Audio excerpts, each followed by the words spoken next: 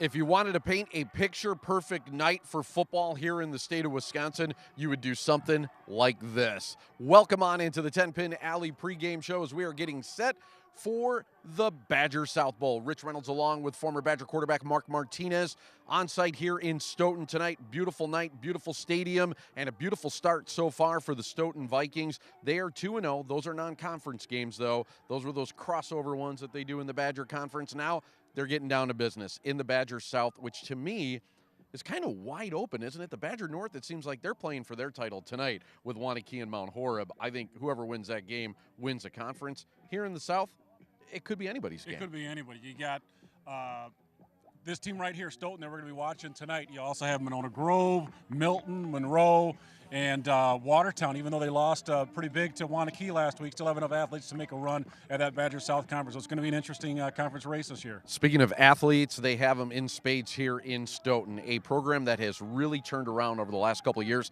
They've done it with speed guys, haven't they? They certainly have. They got a couple of guys that set the school record last year on the track in the 4x100 meter relay, and we're going to see them in the backfield tonight. That's DeBenedetto and McHoney. And we're looking to see how they do running the ball and if Edgewood can corral them. Yeah, and they were going to need to do that if they're going to hang around in this game. Edgewood has gotten off to slow starts. They haven't scored a point yet here in the first half of either of their games. You've coached football. Mark, what do you got to do? You got to get on the board early. How do you change that trend? Well, you got to get some confidence going in both your passing and your running game, and you got to get some big plays, some big chunk yardage out of there, whether it's by a trick play, maybe a hook and ladder, reverse, something to spark your offense to get them going a little bit, and then just see if you can put some points on the board. The start for the Crusaders going to be paramount here this evening. We got a great night of football ahead for you. Don't go anywhere. We're going to talk to both coaches and a lot more here on the 10-Pin Alley pregame show right here on 57 Sports.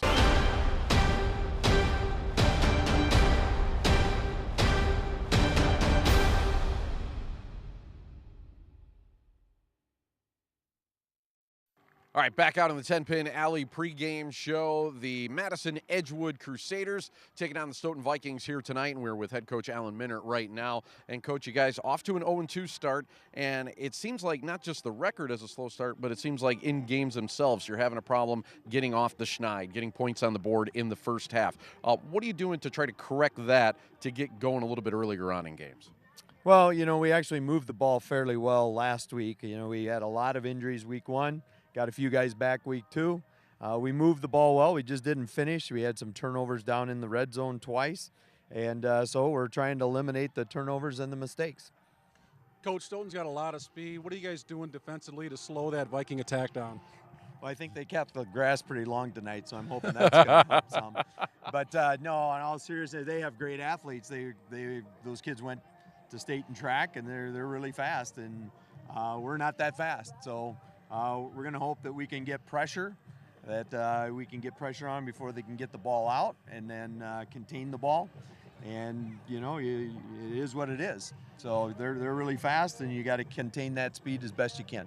You talked about offensively, you were able to move the ball, especially last week, early on in the game. Who are some of the names that we're going to be talking about during the game? Names that everybody should be keeping an eye on tonight. Well, Joe Bestie is kind of a running quarterback. He's done a really nice job running some option stuff and some single wing type of things. Our normal quarterback is injured and not able to play. And then Kalevi Brechterfield came back last week, all-conference linebacker who also does some running back. And Greg Zentmeyer is a good little quick back that has shown some nice speed. Coach, you guys, as Rich mentioned, you're off to an 0-2 start, but it's a conference season right now. It's 0-0. What kind of mindset are you having your kids enter this game with tonight? Well, no, that's the thing is it's the first conference game, so we got to really roll it out and play our best ball. And they're certainly one of the more talented teams in the league, I believe. They've got a lot of size and very impressive on film. And so, we made a really good jump in improvement week one to week two. We need to make a similar jump tonight if we're going to be competitive. Hopefully you can do that tonight, Coach. Thank you so much for your time. Thank you. Good luck tonight. We'll be back with head coach Dan Prawl of the Stoughton Vikings. That's next here on the 10-Pin Alley pregame show on 57 Sports.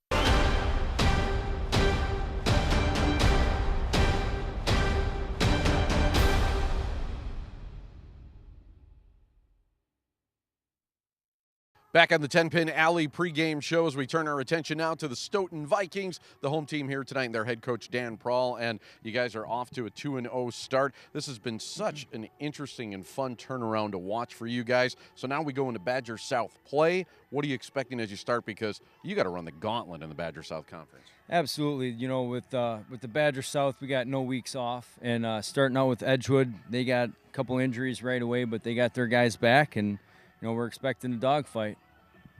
You got a lot of speed on the team this year. How do you plan to utilize those guys tonight on offense?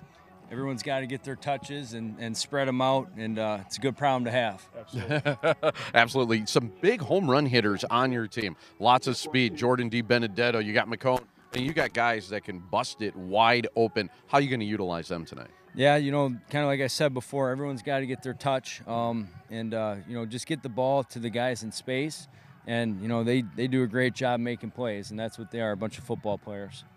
You guys are 2-0. Edgewood comes in here 0-2. How do you keep your team from looking too far in advance? It's the Badger South. These guys have been real great at locking in at 1-0. It's kind of our motto this year. And, you know, like I said before with our conference, we can't take any weeks off. You can't take anyone for granted and throw the record out tonight. It's our first conference game, and Edgewood's coming to our house, and we got to protect it. First conference game, first home game of the season as well for the Stoughton Vikings. Great night for it. Good luck tonight, Coach. Thanks, Coach. Appreciate it. Yep. And hopefully we'll see him a little bit later on. We will have football, but first, straight ahead, it is the Blow and Smoke Barbecue Tailgate Show. That's up next. Don't go anywhere. We got football after that right here on 57 Sports.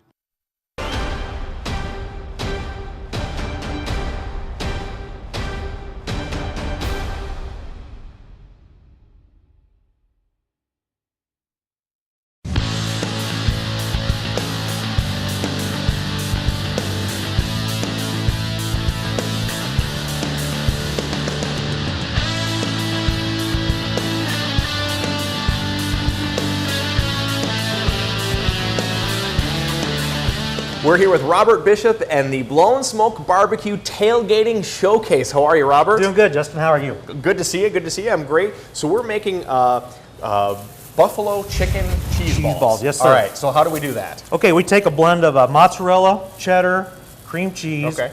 chicken that's been tossed in buffalo sauce that we make in-house here. Sure. And we take those, roll them into nice little balls. Okay. These are appetizer. Okay. And what is it that you're rolling it in? That's a there? little flour. Just flour. Okay. Then this is a seasoned batter, beer Okay. batter.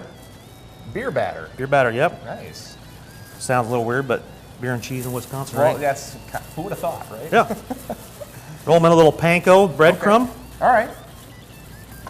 and you got your cheese ball. Wow, that's pretty easy. Yep. So then what do? You just deep fry them Deep for a fry while? these. It takes about a minute. Deep fry them, Okay. and then they come out I'm gonna try. golden. Look at that. I'm gonna try a little piece here. This is the buffalo chicken cheese ball. It's still warm too. Yeah, That's great. yeah. Wow. Buffalo chicken cheese ball.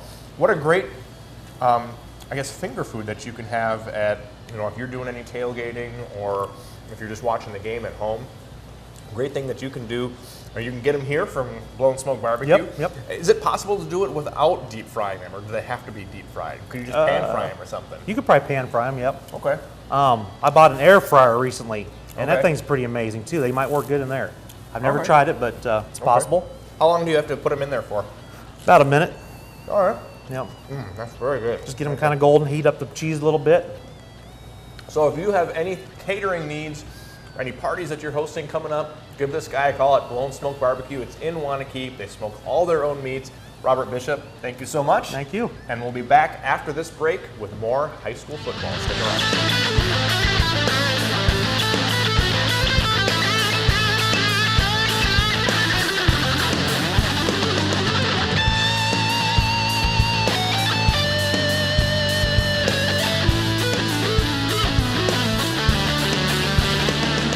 All right, welcome on into the Monona State Bank coin toss as we got that going on right now. The captains from both teams hitting the field, shaking hands. We're going to see who's going to be able to start the game doing what they want to do in this all-important Badger South Bowl that kicks off the Badger South season. Let's go in on it now. Mr. Sheen, I'll be the referee today. All right? You're the visiting team. That's a head. That's a tail. Tail, heads. I'm going to flip it and catch it. If I drop it, we go again. What is your call? Heads. Heads is called. Tails it is. Your choice. You want to defer the second half? We'll kick to the center. You want to kick? yes, we'll- It's the only time you get to go first.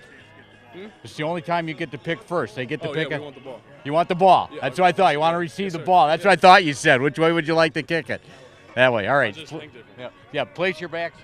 There it is. As Stoughton wins the toss, they are going to defer until the second half. Edgewood coming out on offense. They will have it first. But first, the Cricket Wireless National Anthem. Straight ahead. Don't go anywhere. The Badger South Bowl, presented by A-1 Furniture and Mattress. Next, right here on 57 Sports.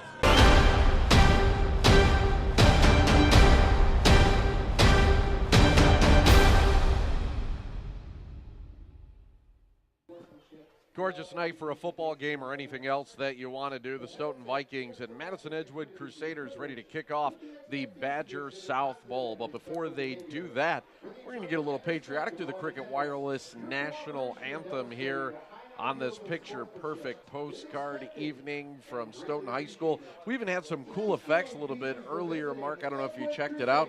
We had a drone camera shot flying over the stadium before the game. Cool stuff. Always interesting things at a high school football game that you'll see, and tonight is no different.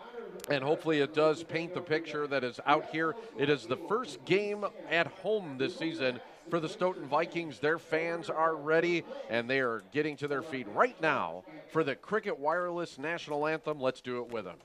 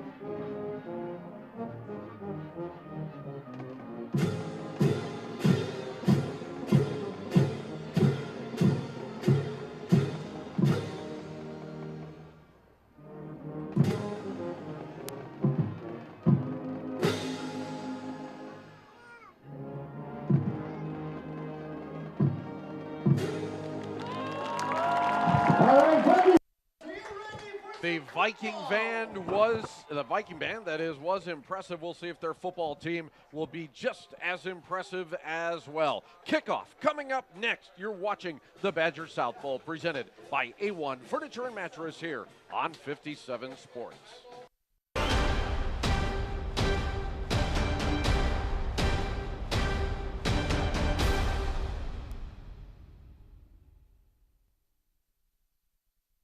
It is the beginning of September and also the beginning of conference football play here in the Badger South Conference. I'm Rich Reynolds, along with former Badger quarterback Mark Martinez, and we are here in Stoughton tonight as the Badger South Conference gets going. You know, we talked about it a little bit earlier on during the pregame show that, hey, the Badger North Conference is probably going to get settled tonight. You got Wanakee, Mount Horeb, Barneveld, two heavyweights.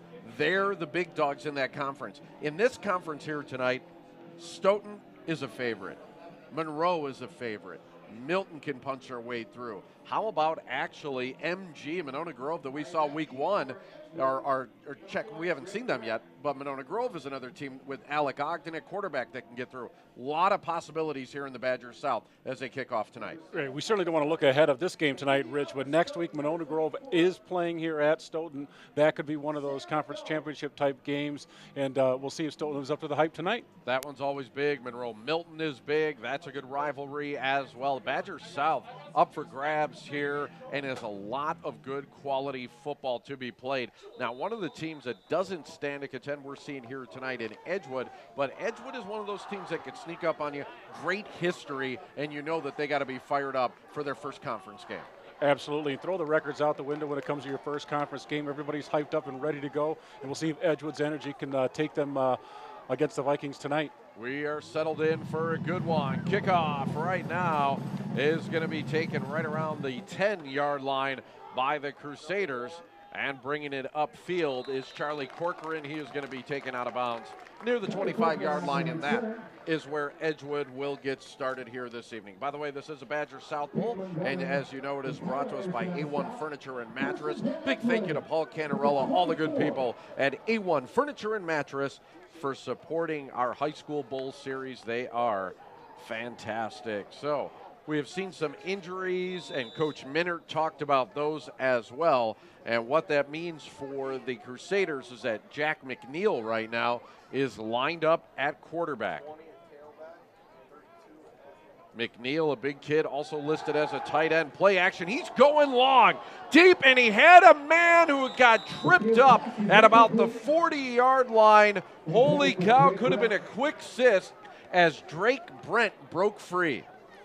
We talked earlier, Rich, that what Edgewood needed to do was maybe hit some big plays early on, and they had a shot right there at what could have been a touchdown on the first play of the game. I'm sure the new quarterback, Jack McNeil, wanted that ball just a little bit more to the inside, and Brent could have walked into the end zone. I'm sure they'll come back to that one. It almost looked like Brent, by the way, may have gotten tripped up. I'm not sure if the Stoughton defender laid a hand on him and tripped him up, but it falls incomplete. It brings up second down, and we're going to see the first carry of the night for the Crusaders, and it goes to their, I guess, horse, if you will, the guy that they're going to ride all night long, and Greg Zentmeyer. Yep, Greg Zentmeyer is the leading rusher for Edgewood Crusaders. He's got 30 carries for 123 yards on the year. Obviously, he just had about 8-9 yards on that, so he's their workhorse, and we'll see if he can get on track this evening. Jack McNeil, by the way, is 6'5", 250 pounds. He towers over everybody in the huddle. He might be the biggest kid that's out there right now. Third down and short. Jet sweep coming up here, and it's going to be tough sledding and no go there for Drake Brent as he tried the left side. Good job by the Stoughton defense to blow that play up. We know Stoughton's got a lot of speed on offense. Obviously, they got speed on defense, too. It's third and short. You like to see Edgewood kind of pound it up the middle there. They try to use the jet sweep to get to the edge on that one, and Stoughton's defense was just too fast, able to corral him before getting the first down. So the Crusaders go 3 and out as Jordan D. Benedetto is back to receive the punt right now. I tell you what, he is one exciting player. Lots of speed. We saw him last year in a game against Monroe.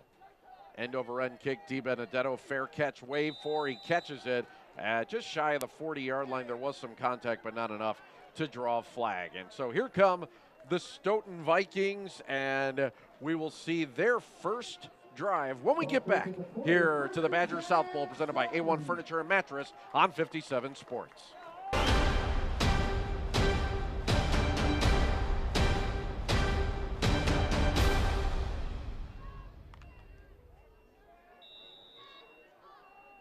Stoughton Vikings come out in a spread set, their first drive of the night. Jonathan Malig, is the quarterback, barking out the signals out of the shotgun, swings it out in the flats and a little too tall for his intended receiver on the play as he was throwing in the direction I thought it was 84, and I don't have an 84 in my roster.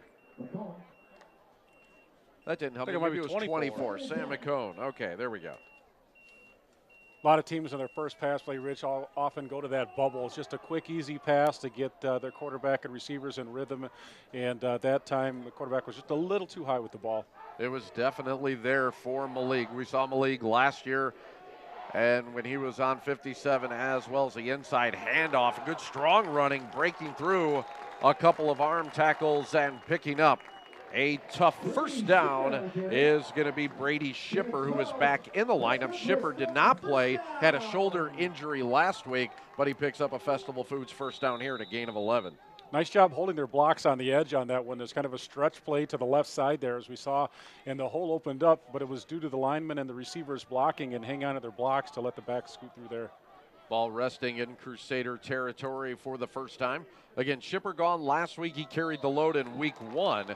As drawn offsides on the play is Ryan Tom, and that'll be 5 yards against Edgewood. Boy, if you were the Edgewood Crusaders, one thing is for sure, penalties are something you cannot have here tonight. Penalties, turnovers, mental mistakes, those are the things you can't commit against a very good Stoughton Viking team if you want to stay in this ball game tonight. And that, by the way, our first courtesy Ford flag of the night. We had a ton of courtesy Ford flags last week. We're hoping it's a little bit more like week one. Nothing against courtesy Ford, but less flags the better sometimes.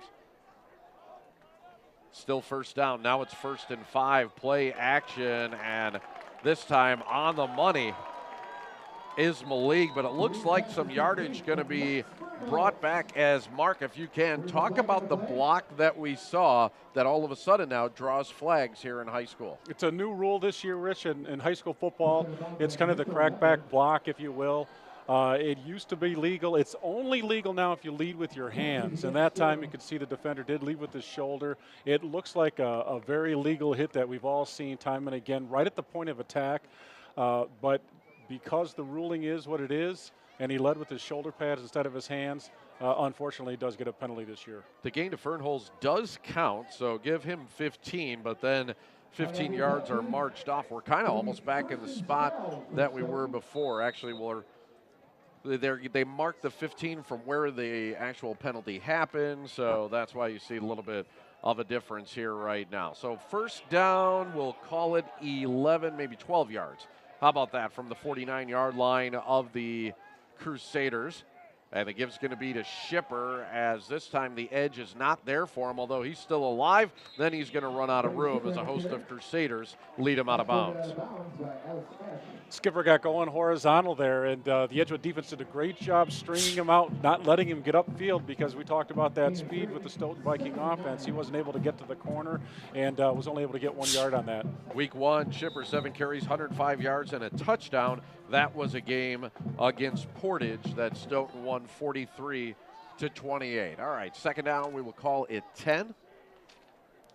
As I think I've been saying Shipper, it is Skipper, as now a pass too high for D. Benedetto, as Malik a little too tall for his intended target. It's going to bring up 3rd and long. So Di Benedetto lines up in the backfield a lot. I saw the last couple of plays he lined up as a wideout. One time he ran just a bubble out there. Then he also ran an out right here, and I'm sure they're going to set up either the bubble go or the out and go with him with the type of speed that he has. Malik has struggled a little bit so far this season. 12 of 21, 163 yards. Has not thrown a touchdown pass, does have 3 picks. By the way, that translates to a 42.5 quarterback rating, so he's looking to definitely improve on that here tonight. 3rd and 10. Big test early on for the arm of Malik. Drops back, has time, and throws to no one in particular on 3rd down, a little bit short of his intended target. 4th down, and it looks like the Vikings are going to kick this one away. Well, we've been corrected again. I thought it was Skipper. It is back to Shipper, so we'll get his name right. We'll get his name right before halftime. I thought I had asked about that before the game. I'm trying to get better at making sure that I ask before games, and I thought I was saying it right. Then you prompted me. I'm like, darn it, screwed it up again, but I almost feel redeemed here, Mark, just a little bit. Punt on the way, and a short one as the Vikings are going to down it right about the 20-yard line. All right, the Crusaders ready to go back to work with 9:08 left in the first quarter. We're scoreless, just getting going. Here from Stoughton on the Badger South Bowl on 57 Sports.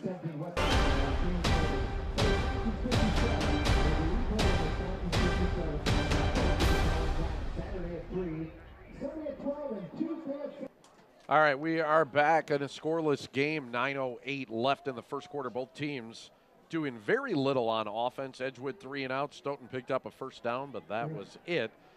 As right now, hopefully for Coach Minard, I'm thinking he'd like this game to settle in a little bit right where it's at right now. Nothing too explosive yet on either side, as this time, though, a good run once again by Zentmeyer. So Coach Minard describes Zentmeyer as a smaller back, and it looks like he kind of gets lost behind his offensive line. That could be a good thing. It sure can. He's 5'8", 150 pounds. Oftentimes those big uglies up front get in the way, and the linebackers can't find where that scat back is at. And he could squeeze through there for a couple of yards, and then he looks like he's got enough speed he can break something if it opens up. Great job on the replays tonight. They are brought to us by Pacific Union Financial. See what it's like when a mortgage company puts you first. Pacific Union Financial. Give to Zentmeyer again, and this time he is swallowed up whole as he could not get moving against a tough Stoughton front. And they seem to be, at least on paper, and when you look at them, quite a bit bigger than the Edgewood line. Right, and the defensive tackle right there just shot the gap and got into the backfield and made the back cut before he even got to the hole, and he was able to tackle him for a 2-yard loss there. That Stoughton defensive line got off the snap real quickly. Very impressive. The band all in light blue here this evening. This is a Stoughton program that had seen some tougher times, but recently has really turned it around. In fact, if you go back to 2012, they were 3-6, didn't have a winning record until 2016. They were 2-7 in 2015, 6-3 last year. And so now it is really a program that's gaining traction as a delay of game. And boy, that hurts again. We talked about those courtesy forward penalty flags. Instead of 3rd and 4, you go to 3rd and 9. It's a world of difference. It certainly is. And Rich, you were talking about the Stoughton Vikings. Everybody knows the Stoughton Vikings as a wrestling program. They've been a power in the state of Wisconsin for the last 50 years, but they're starting to make a name of themselves in other sports, including basketball, and in particular tonight in football. So 3rd and long, now play action. McNeil has time. He's going to air it out long once again. And looking for Brent, well covered on the play. Maybe a step that time for Drake Brent, but it falls harmlessly incomplete. And that means 4th down again for the Crusaders. That was almost exactly what that first play was. Just a go route on the outside by Brent. He ran by the defender there. McNeil obviously has a big enough arm. He's a big kid at 6'5" and 250 and can get it out there, but he is a starting tight end. So his accuracy is not quite what it probably would be for the starter. But again, he can throw that ball down the field. And you wonder how much time he's actually had to work with his receivers. Thalen, the normal quarterback, injured tonight as a short punt, going to take an Edgewood bounce, though, and a good one as it rolls all the way down to the 40-yard line. So we would like to say to stick around during the halftime show. It is brought to us by Midwest Engine Services. They believe in placing you, the customer, first, and all of their work is guaranteed. Also, we will have lots of sideline reports as well. All of our sideline reports brought to you by Dale's Heating and Air Conditioning. Go to dalesheating.com to find out how you can get your dryer vents cleaned for free, putting your comfort first. Dale's Heating and Air Conditioning. None of that needed tonight. As you see the students section, they are dressed lightly. It is a wee soft evening, if you will. Kind of a Scottish way to call it tonight. And there's one of those big hitters that you will see. That is Sam McCone, and a big first down and a pickup on the play right in the neighborhood of 20 yards. Actually, we'll call it 17 yards and a first. And that's the exact same play they tried in the first play of the game, Rich, where the quarterback just threw the ball a little too high there. They got the ball in the playmaker's hands on the bubble, get 2 receivers out there blocking for you just like that. You get 15 yards. McCone so far impressive. He does have speed. 4 wide receivers in this one. Malik now running play action, read option, I guess, and he optioned incorrectly, tried to keep it himself, loses yardage on the play. You talked about the speed, Rich. Stoughton Vikings have a couple of players, 3 as a matter of fact, football players, were on the the school record 4x100 meter relay team. DiBenedetto's one, McAhone's the other, and Dwight Walker, who's not playing tonight with an injury, part of that 4x100 meter relay team that set a school record in the track last spring. And a good job by Coach Prawl. You know what? Building a team through speed is a good bet if you're a football coach. Speed kills. Malik now shotgun once again, 2nd 11, instant pressure, and that forced the pass to come out quickly, intended for DiBenedetto, but a good job on the play by the Crusaders, busting through the line and forcing the incompletion. Timing seems a little bit off. Malik obviously had some pressure in his face and probably got rid of it a hair too soon. But a couple of throws he had to DiBenedetto just been off the mark. If he connects with some of those, DiBenedetto's the kind of kid that can make a guy miss and take it to the house. 3rd and long. Once again, it seems both teams are working against down and distance here tonight. Long 3rd downs, hard to convert. Malik's going to swing it out right side. There's McCone in the flats. He's not going to go anywhere. No gain, as look at the Crusaders pile him right into the ground. A big pile up there, and a nice job by the Crusaders staying home. Weren't fooled on that swing pass. The time that it worked before, they had they had actually a trip set on one side, so they had 2 blockers in front of them. That time they went to the twin side. So they only had 1 blocker out there, and the Edgewood defense just flowed really well to the play and made the tackle and a loss of yards. So a good job by this Crusader D. They have been much maligned through the first 2 weeks, but so far so good on the first 2 series against a high-powered Stoughton Viking offense that came in averaging 38 points a game. Good punt, fair catch called for and made on the play for the Crusaders by Joshua Farney. So we also want to let you know that we will have our offensive and defensive MVP awards to give out. Our offensive MVP brought to you by Brunzell Lumber. Let Brunzell help you with all of your project decisions. And then Little Stroke Swim Academy, they give you our defensive award. It's founded by former athletes and coaches. Get your kids involved in Little Strokes. And if you're looking at our clock and scoreboard, kind of down in the right corner of your screen there, that's brought to you by Super Trooper Motors. Buy your car at Super Trooper Motors. Right meow. Yes, I said meow. Right meow mark. 1st and 10, McNeil's going to go shotgun this time and has a man who sprints out into the open past the 50, 45, 40, down to the 25-yard line as Jackson Wendler was hit in stride on a big gainer of 46 yards. Just a nice slant route, about a 7-8 yard slant route. Put it right on the money, did McNeil there. Broke a tackle, and he was off to the races there. Again, that Stoughton defensive speed was able to catch up to him. That's a big play for Edgewood. They got to feel a little bit of confidence now and see if they can capitalize on that. I think I said 46. My math was off. 56 yards. First completion of the night for McNeil goes to Wendler, and he broke free. And a good job by the Crusaders coming up with a big play in this football game. They're going to need them, as again, this offense has yet to put a point up on the board in the first half of their first 2 games this season. It's been tough sledding. McNeil's going to go shotgun once again. We also were told by Coach Minner we were going to see some option from Bestie behind center, but we have yet to see that. McNeil looking right, play action, shooting for the end zone, and just over Charlie Corcoran there. It almost looked like Corcoran stopped running for a second, but if he kept on going, that might have been 6. Looked like he might have been running a post there and then saw where the ball was thrown and had to get more vertical on that. But you're right, Rich. He's got to keep running full speed regardless and give his quarterback a chance.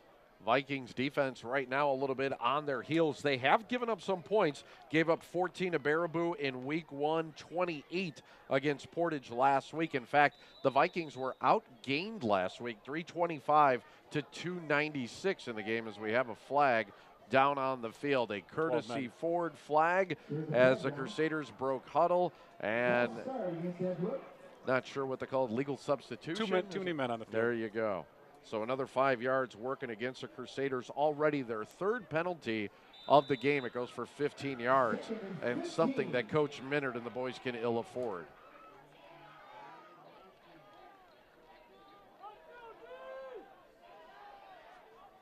McNeil stays in shotgun, has 3 wide receivers to the strong side, now 1 in motion. That is Brent. He's going to get the ball on the jet sweep, and a nice job by that Viking defense once again. The jet sweep is something they almost seem to be expecting as Gavin Miller shot in for the tackle for loss.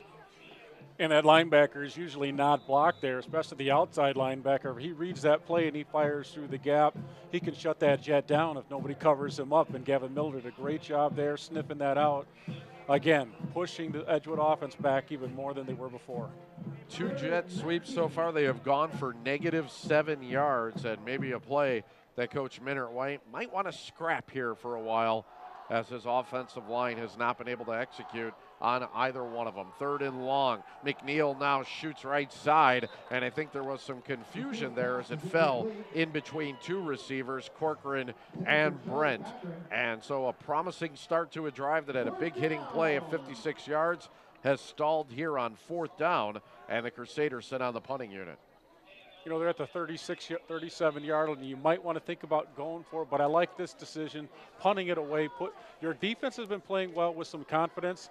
Put the ball back, make Stoughton have to go the length of the field. Yeah, I think you're right, too. It's also one of those plays that could change momentum. Then all of a sudden, the Vikings feel good about themselves. If they score 7 right away after that, this game could get away from the Crusaders real quick. So cautiously playing it so far is Coach Minard as a short punt.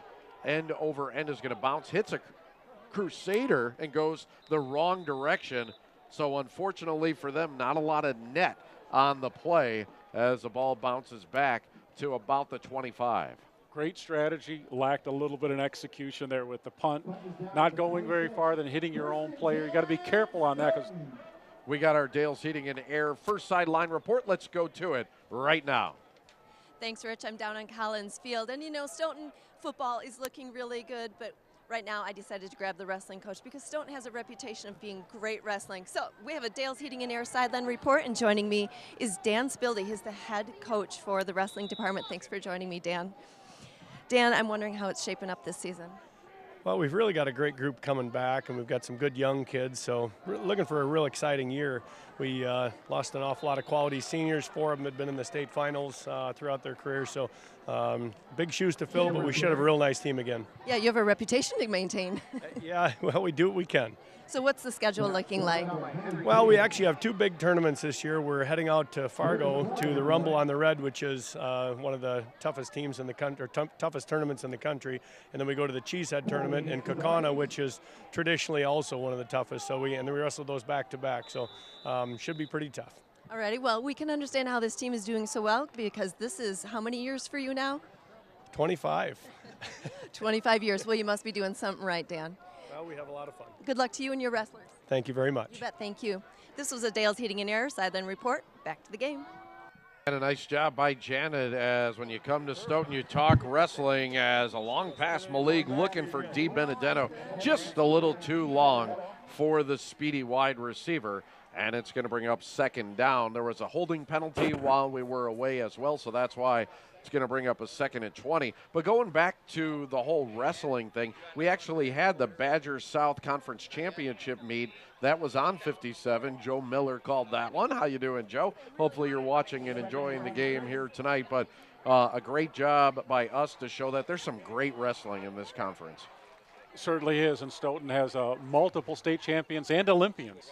Yeah, a very impressive program is now 2nd and long, and this not going to gain a whole heck of a lot of yardage as Shipper on the carry. He has been the workhorse so far here tonight. They only have run the ball 4 times. 3 times it's been Shipper. Short gain here of 2, and it's 3rd down and very long for the Vikings. Got to be impressed with this Edgewood defense so far. They've been able to match up pretty well with the Stoughton offense with all the speed we talked about. And one thing they've done, they don't have a lot of size, but they're sure tacklers tonight. And gang tackling as well, always a good thing. And so far the speed of the Vikings has not hurt them. It's going to be a draw play on 3rd and forever, and good yardage that time for Shipper, but it is going to bring up another 4th down and another punt coming up for this very high-powered offense that is the Stoughton Vikings. 3rd and very long, oftentimes teams go to either a screen or a draw. They're just to be safe, not to do anything silly to throw it up.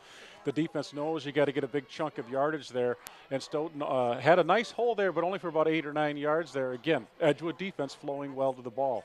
Still looking for our first score here tonight. So far, a defensive battle between the Crusaders and the Vikings. As again, Stoughton came into this game averaging 38 points per game. 43 of them came last week up in Portage. Fair catch called for and made once again by Joshua Farney.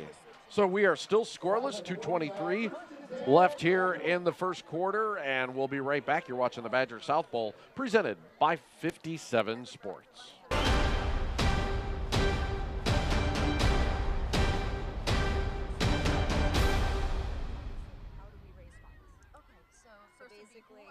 Along with Mark Martinez, Rich Reynolds here at Stoughton High School. We are scoreless in the early going as another flag coming out, and these are pre-snap flags right now. The 3rd one that's Another working 12 men on the field against Edgewood, yeah.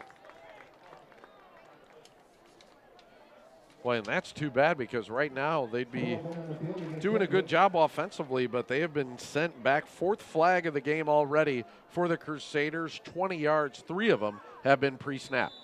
Yeah, and you can't have that. You can't have 12 men on the field. You know, you're coming on. You know, that's both a coaching and a player thing. Mentally, you got to be sharp and ready and know when you're supposed to be on the field. For the first time tonight, we see Joe Bestie lining up behind center. It had been McNeil so far, and this is where Coach Minard says they like to run option, and they do start that as a give, is to Kalevi Brechterfield, his first carry of the night for the fullback. Brechterfield's a fullback linebacker. His dad is a coach for the Wisconsin Badgers, coaching the game in about a half an hour here against Utah State at Camp Randall. And Okie Brechterfield is the defensive line coach for the Wisconsin Badgers. So some football lineage right there and good knowledge from one Mark Martinez, although if it comes to the Badgers, you usually pay attention to that kind of stuff, don't you? I'm a big fan. Yeah, I bet. 2nd down, 13. Bestie going to take it himself around the left side, up the middle a little bit. Good yardage. We'll give him a gain of 5. And 3rd down, and we'll call it 7. So obviously, Rich, their starting quarterback is not in. So McNeil, the tight end, went in and tried to throw the ball around a little bit. Didn't quite hook up as much as they wanted him to. Now they bring the option guy in. They're trying to find some weaknesses in the Stoughton defense. But when you run that option game, Rich, you've got to be running that thing all the time and get that down. It's not a sometime offense. It's an all-the-time one, and we'll see if Bestie can take advantage with that. Well, we talked about some of the speed on the Vikings. Bestie, a big play guy, 4 carries, 146 yards so far on the season, so he can break it. Little trickery on the option, fools no one, and then the pigskin hits the ground and a turnover as the Stoughton Vikings force the first big break of the game as the defense sniffed that one out. Tommy McLean, the 6'4", 240-pound defensive lineman for Stoughton, came in, looked like he was untouched, made the tackle in the backfield, knocked the ball out, giving the Vikings the offense. Boy, sometimes when you run those long developing plays, it's hard for your offensive line to hold the block that long. And that time Stoughton was able to come through, use their physical dominance, and now they're going to start with the ball in Edgewood territory. Just shy of the 40-yard line. Malig out of the shotgun. Has Shipper next to him on the right. He's going to give it to Shipper straight up the middle. Breaks a tackle and bursts free as a first down inside the 30 to the 27-yard line. 14 yards and a Festival Foods first down. Well, Skippers doesn't carry the ball as much as Di Benedetto, but he's got about a 15-yard average there. He almost matched that there. So he's only got about 8 or 9 carries on the year, but he's got 120 yards, and he's a big gainer when he does get the ball in his hands. Yeah, another one of those big play guys for the Vikings as we're now inside of 40 seconds for a scoreless first quarter, but the Vikings with the big break so far here in the game coming off of the turnover. Give to Shipper up the middle. He tries to bounce it outside and is able to turn the corner.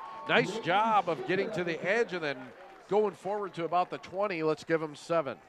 Use the old school stiff arm there. Used to see that from Sweetness Walter Payton. And push the defender off of him, was able to scoot through there for 7-8 yards. That might be the last play of the first quarter. Entertaining and well fought as we are scoreless after 1. Why don't we go ahead and send it back down to Janet working the sidelines. Take it away, Janet. And back down on the field here for a Dale's Heating and Air sideline report. What's happening tonight really couldn't happen very well without the Booster Club. With me, I have Elise McClary, she's the VP of the Stoughton Boosters. Elise, thanks for joining me. You call your group the Sports Booster Club.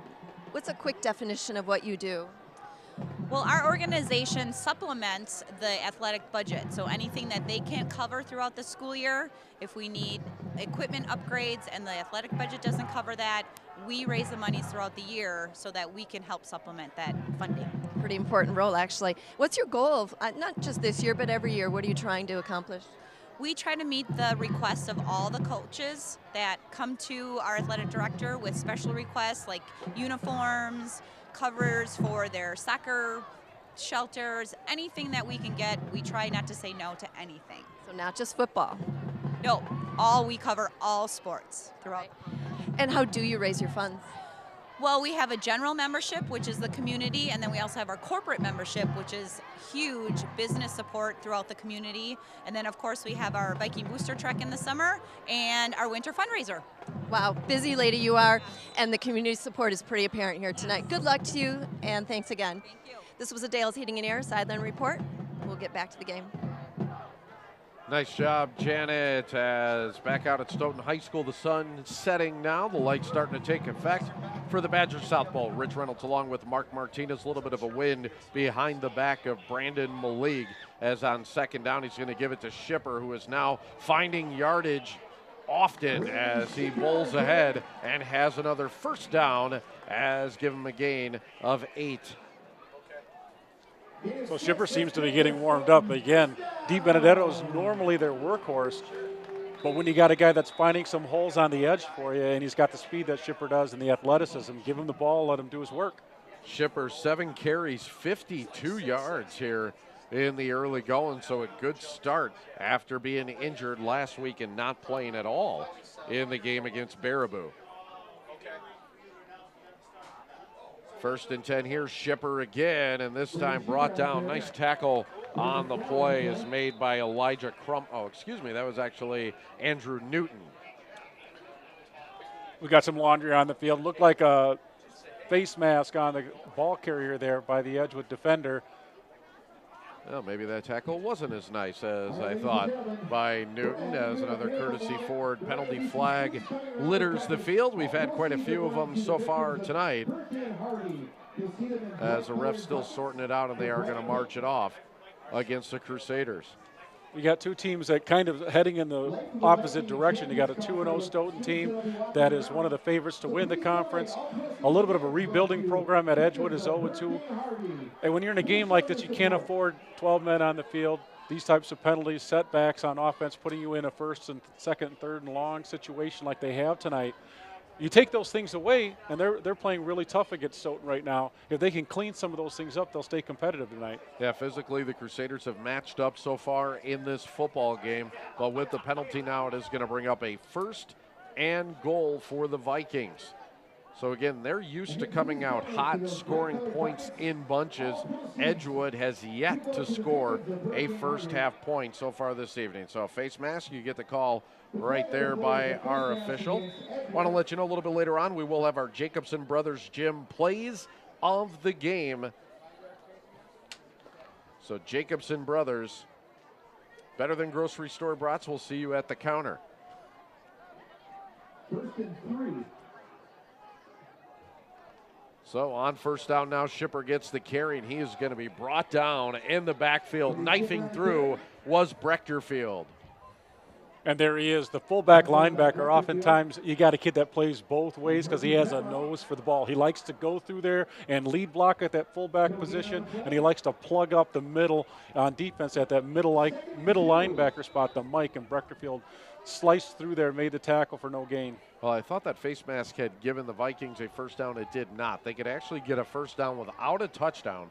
So it's 2nd and 1 from the 4, and a timeout going to be called by Edgewood. We will take it with them. It is a you break, I fix break right now. Let's go ahead and take it. No score. Vikings threaten here in the Badger South Bowl, presented by A-1 Furniture and Mattress on 57 Sports.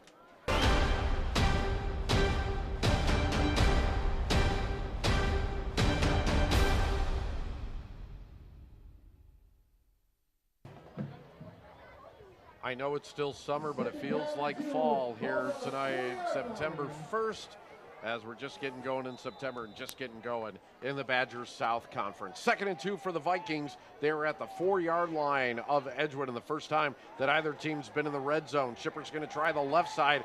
Edgewood defense all of a sudden really picking it up here as they are trying to force the Vikings back after the fumble on offense.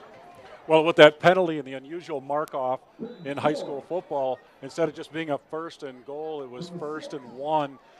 The Edgewood defense has come up twice to push the Vikings offense back to now it's 3rd and 3. So a quasi goal line stand going on right here by Edgewood. 3rd down 3, maybe 4 yards, so not goal to goal here as Malik, low snap, looks right, and the pass falls incomplete. Looking for DiBenedetto, was well covered on the play. Josh Dufek, senior defensive back, 6'1", 170 pounds, blanketed DiBenedetto there, got his hand in on the ball. That's just nice defensive work to force the field goal attempt. So the Vikings now taking a look at what would be, let's see, maybe about a 25-yard field goal. Nothing too long here as McCone is the kicker and is going to try and line this one up. The holder on the play is the quarterback, Malik, and looking for our first points of the night. Good snap, placement's good, kick is up, plenty of leg, and it is good. 25-yarder good by Sam McCone, and with 9:52 left till halftime, the Vikings are on the board. Stoughton in 3, Edgewood nothing. You are watching the Badgers South Bowl, and you are watching 57 Sports.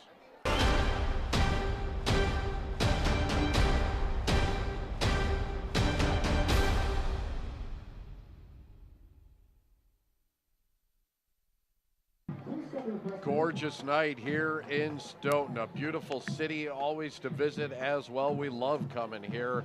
Great job by our crew to go ahead and capture a lot of the sights and sounds that are happening here tonight. And so far, the Edgewood Crusaders, even with that turnover, have been hanging tough. It's only 3-0. Defense did a great job of turning the Vikings away and not letting them get 6. They got to take that as a win, Rich. There was 1st and 1 at about the 6-yard line. It looked like the Vikings were going to punch it in for a touchdown, and they pushed, Edgewood defense pushed the Vikings back and forced that field goal. So they got to come away feeling pretty good if their offense can muster something where they are in this game so far. Absolutely. So the Crusaders, you see McNeil, actually, you could probably see it in our shot warming up. He might be going back in at quarterback. We've also seen Bestie in at quarterback as well. So 3-0 is our score. Want to, by the way, thank Cricket Wireless for sponsoring our game tonight. Friends and family mobile plans from Cricket, 5 lines, $100. It's a good deal. Get more for less at Cricket Wireless. Good kickoff taken by Corcoran at about the 5-yard line. He's going to try the right side and nearly squirting free on the play. So good return that time for the Crusaders, and they are looking to do something offensively right now, as so far not been too bad. The only play, though, that really has netted him yardage was the big 56-yard pass that went to Wendler. Right, that came off of a slant pass, and actually the returner on that one was 81, Drake Brent. He looks like he's their home run hitter over the top. If McNeil can drop one in there, he's the one that could take it to the house for the Crusaders. McNeil back in at quarterback, is going to go shotgun, has Brent over to the right side. Corcoran out there as well. Zentmeyer is the back. And a little bit of trickeration underneath again. Zentmeyer cannot get going, as one of the stories of the game right now has been that Viking defensive line. They're starting to dominate up front. They certainly are, and you can see why. Dylan Bennett, he's a senior, 6'7", 240-pound defensive lineman. Looked like he had some agility there, was able to get in there in the backfield and make that tackle for a 2-yard loss. 4 carries, just 12 yards so far on the night for Zentmeyer, and it's going to bring up a 2nd and 13 after the loss on 1st down. Don't want to be behind the chains, and that has been a problem so far tonight for Edgewood. 2nd and 13, flag on the play, and it looks like we might have a delay of game. And so this has been a trend now for the Crusaders. Out of their 6 penalties, 4 of them have been pre-snap. Unforced errors, they drive coaches crazy, and it's things that when you're in a game against a good opponent, you can't let happen to you, or you're going to end up in 2nd and 20. So now not a lot of plays out there if you are the Crusaders to get yardage like this. They have tried going long a few times in the direction of Drake Brent. We'll see what Coach Minard's able to dial up here. McNeil looking out into the flats, finds Zentmeyer, gets him on the run, and picks up about 8 yards on the play to make it a more manageable 3rd and 10, and a good toss by McNeil. And that's something they should try to do on first down so they don't get themselves in that 2nd and 13. Go for that swing pass out of the backfield. Make that Stoughton defense go sideline to sideline. Get the ball in your playmaker's hands and let them get upfield. McNeil 2 of 5 throwing the ball tonight for 64 yards. So 3rd and long once again. Another one of our stories of the night so far for both teams. Playing behind the chains. McNeil works out of the shotgun as he has almost exclusively here this evening. Stoughton bringing pressure, backing up McNeil, will throw it out there and too high as McNeil threw the ball off his back foot. Was intended for Corcoran on the left side and a little too tall, 4th down. Obviously threw that play because he was under duress, didn't get a chance to set his feet, just kind of threw it up to give his receiver a chance there. Looked like there was going to be an out and up move, but didn't have enough time to get that play set up because the rush was so good by the Viking defense. Yeah, except for that play to Wendler. 1st down has really been a problem for Edgewood tonight. When they've been playing behind the chains, they just have no answer for it after that. So negative series here for Edgewood as they will punt it away once again, as a punt will hit about the 50-yard line and they're going to die right about there. So the Vikings looking to increase on their 3-0 lead. We'll come back and see if they can at the Badger South Bowl on 57 Sports.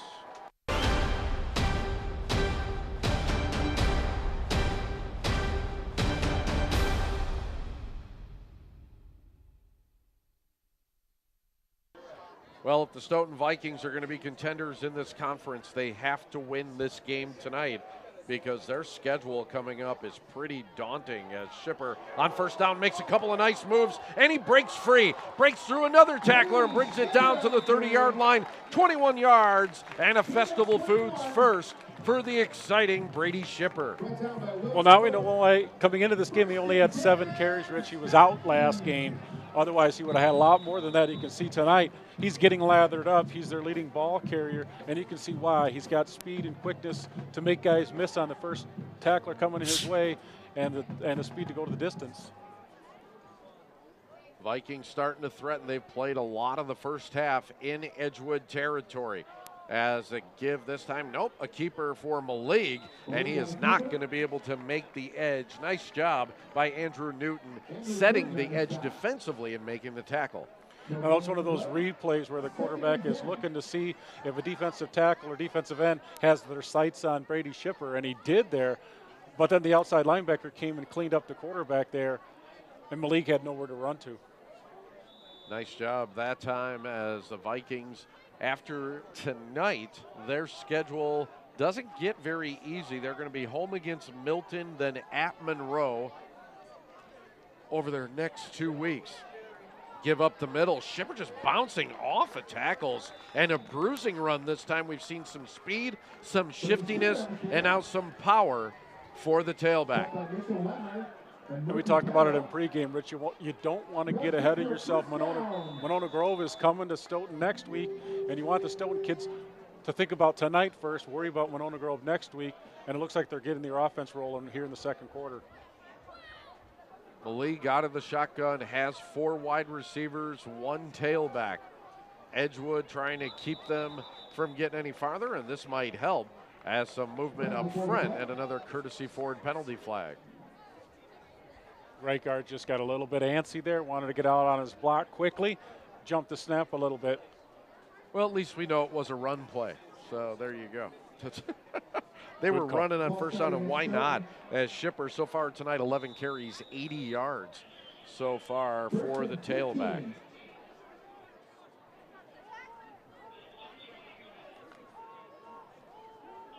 Our thanks, by the way, to Festival Foods. Again, all of the first downs brought to us by Festival Foods. It's the little things. Visit your nearest Festival Foods today. Out of the shotgun, Malik looks right side. That pass swatted away at the line of scrimmage, and it's going to bring up 2nd and long.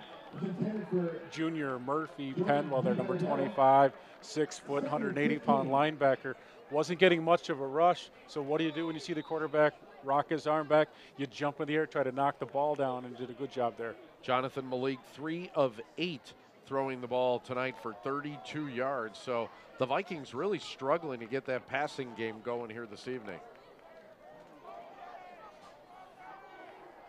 Three wide left, one right, as this time it's going to be Malik up the middle. A fumble apparently on the play. It is, and Edgewood will get the ball back just when it looked like the Vikings had a chance to go up by a couple of scores. A miscue here. Malik fumbles, and a big break for the Crusaders.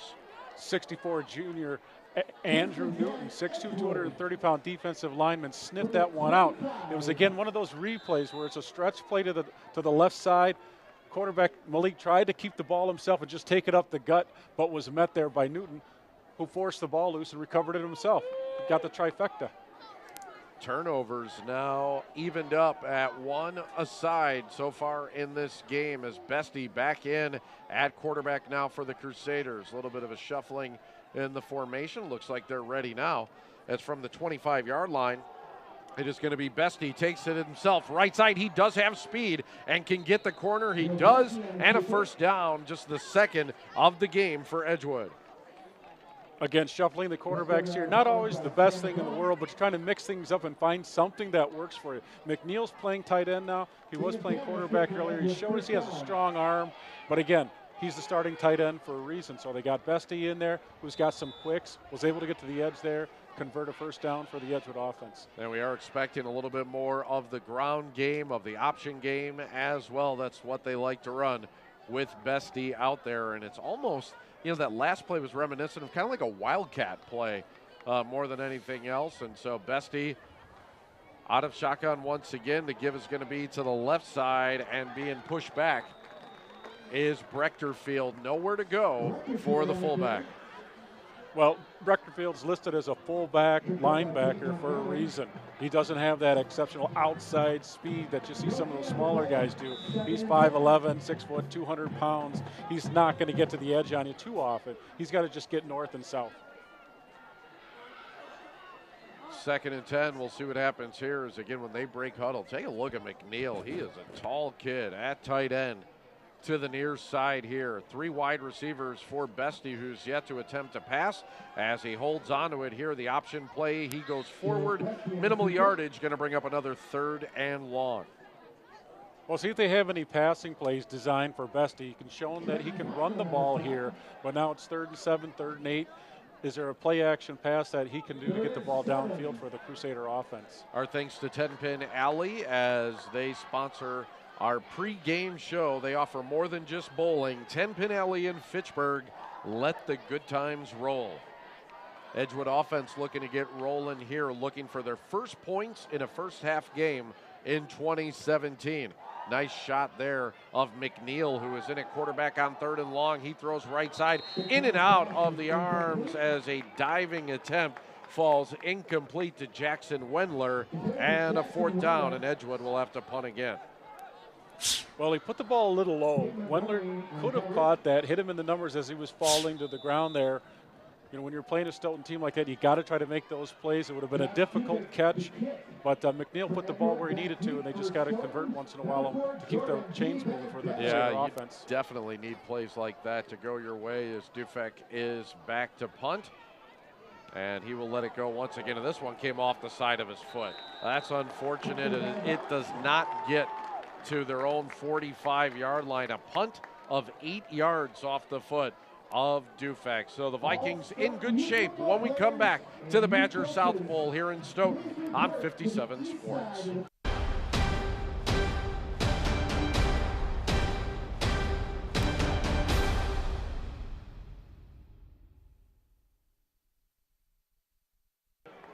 A-1 Furniture and Mattress, our big sponsor of the High School Bowl Series. We're at the Badger South Bowl, Stoughton and Edgewood. A 3-0 game, and that might change right here. Shipper breaking a couple tackles, bouncing it out to the left side, to the 10, 5, touchdown Stoughton, and what a run by Brady Shipper. He went right, he went left, and he went to pay dirt on a You Move Me touchdown. I know it's after the fact, Rich, but I was just about to say it feels like the Stoughton Viking offense is just one play away from breaking this thing open there. And Shippers, again, he didn't play last week. Took him a little bit to get going, but he's been an exciting playmaker in the second quarter. 12 carries, 124 yards, including a 44-yard touchdown run for Brady Shipper. And just like that, it is going to be, well, it's a 9-0 ball game. We'll see if McCone could go ahead and knock that extra point through. He obviously has plenty of leg, and he has it once again as he splits the upright. 4:50 left until halftime. A new score for us here. The Vikings 10, the Crusaders nothing from the Badger South Bowl on 57 Sports.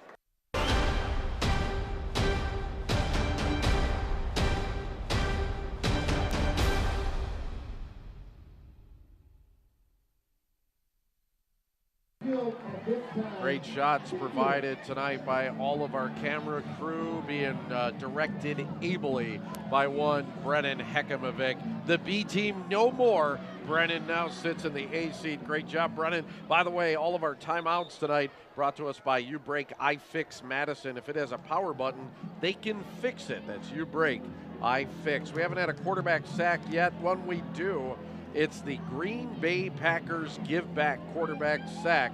The Pack, a proud supporter of 57 Sports. Go Pack, go. 4:50 left until halftime, 10-0 Vikings. We talked about it in the pregame show. This is a team that's built offensively on big plays, big hitters, lots of long gains, and you saw one just now on a beautiful run by Brady Shipper. Certainly, and again, you got to give the Crusader defense a lot of credit. They did a really good job so far in the first quarter and a half, holding that high-powered offense of the Vikings in check. But you could just see every once in a while there was some lanes opening up for the offense, and Shipper was able to take advantage of that. Looks like the ship is sailing right about now.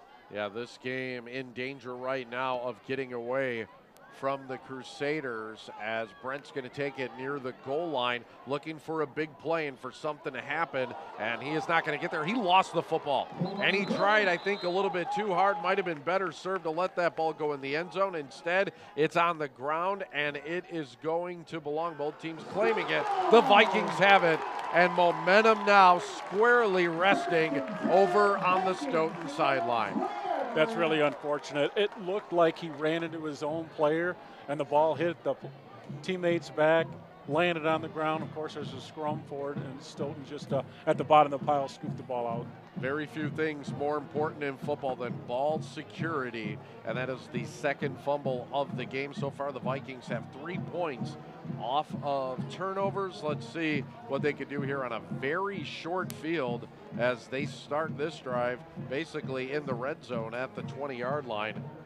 The Vikings, again, 38 points per game, a winner at Baraboo last week, 33-14. In fact, that score a little bit bigger than what it seems like, as it was 33-0 after 3 quarters. And now actually a courtesy Ford penalty flag and 15 yards being marched off against the Vikings. Was it a celebration penalty? A little bit of excessive celebration after that. They just got a little too fired up, and it cost them a little bit, but they're still in great field position. Absolutely, as they start into Edgewood territory once again. This is the 4th Viking drive to start on the Edgewood side of the 50-yard line. Malik out of the shotgun. Yeah, why not give it to Shipper? And why not go straight up the middle? And another Brady Shipper and Stoughton Viking touchdown. 34 yards for Shipper. Wow. Right up the gut. No misdirection, nothing. Just a straight dive play. Great offensive line blocking for him. Missed tackle, off to the races. You move me touchdown, and Brady Shipper, you move me back-to-back touchdown scampers of 44 and 34 yards. And what was a competitive game just a minute or so ago on the game clock has busted wide open here in Stoughton.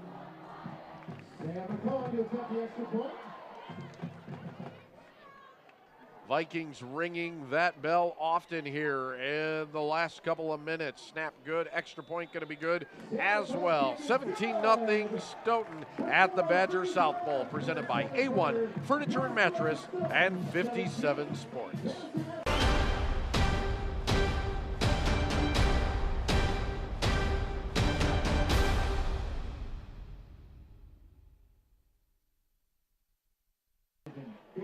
Check out that Stoughton huddle right there. I love their uniforms. They look great. This program that has been ascending over the last couple of years, looking to go 3-0 on the 2017 season. Last year, 6-3.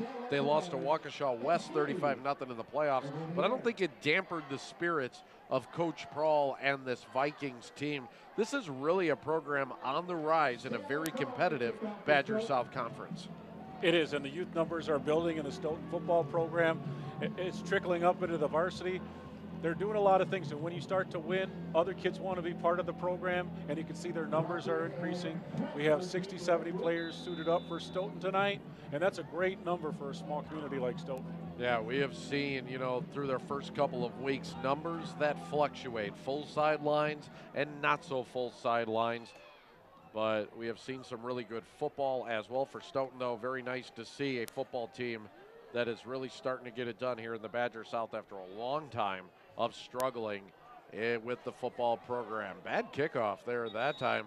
Kind of silly as it goes out of bounds, and it's going to set up the Edgewood Crusaders in good territory or good field position here. Now here's, I think, Mark, a real critical point of the game. I know it's 17-0. It's going to be hard for Edgewood to claw their way back, but for them to make sure this game doesn't get too far away, I think they got to string some first downs together here. They certainly do. Obviously, their punter is not having the greatest game in the world, and you don't want to have to punt where you are now. So you need to move the ball. You need to get some confidence, give your defense a little bit of rest, get some first downs, maybe break a long play in there. If you can put some scores up on the board and get 70-7 going into the half, they'll be feeling pretty good about themselves. Yeah, except for the 56-yard strike to Wendler. It has been tough going for this Crusader offense. And then give off to the right side. Zentmeyer has been going backwards, and now, did he lose the football? Stoughton claims that he did, and he did not. So able to hold on to it are the Crusaders, thankfully, and a big sigh of relief from Coach Minner. Well, it's interesting how the Crusaders' offensive line plays.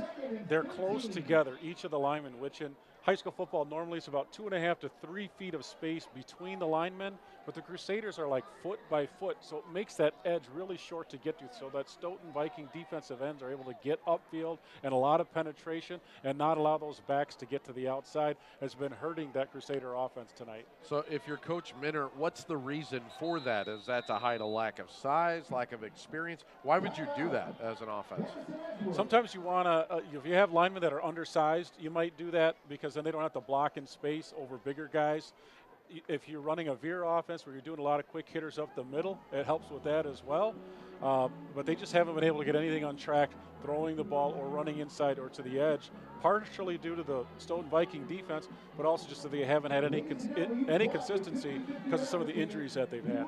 It is a U-break iFix timeout. Also gives us a little bit of a chance to talk to you about some of our sponsors, including Monona Bank. True mobile banking, community involvement, Monona Bank. They also bring us our coin toss. Also, Blow and Smoke Barbecue in Wanakee. They do the tailgating show and much, much more. Delicious food always. Kansas City Barbecue, straight from them to you at Blowing Smoke Barbecue. Take a look at the Stoughton faithful out tonight. They are here in mass on this beautiful evening on a night that's kind of odd, as it's September 1st, it's a Friday, and there's Badger football going on this evening at Camp Randall. Boy, I know one thing about games at Camp Randall Stadium. It's kind of a black hole. It sucks everything onto the isthmus into the stadium. So 2nd and long. So still a good crowd here tonight despite the Badger game. McNeil fumbles the football, did a good job just to get it back, but ends up way back at the 20-yard line. Huge loss on the play of 12 yards. And right now the Edgewood offense can't get anything going. Rich, I don't know that much about tennis, but one term from tennis that I do know is unforced errors. So when a tennis player serves the ball into his own net, he's hurting himself, and that's what Edgewood's been doing all night. Unforced errors, whether it's penalties, turnovers, 12 men on the field, and just sending themselves backwards pretty consistently on every drive.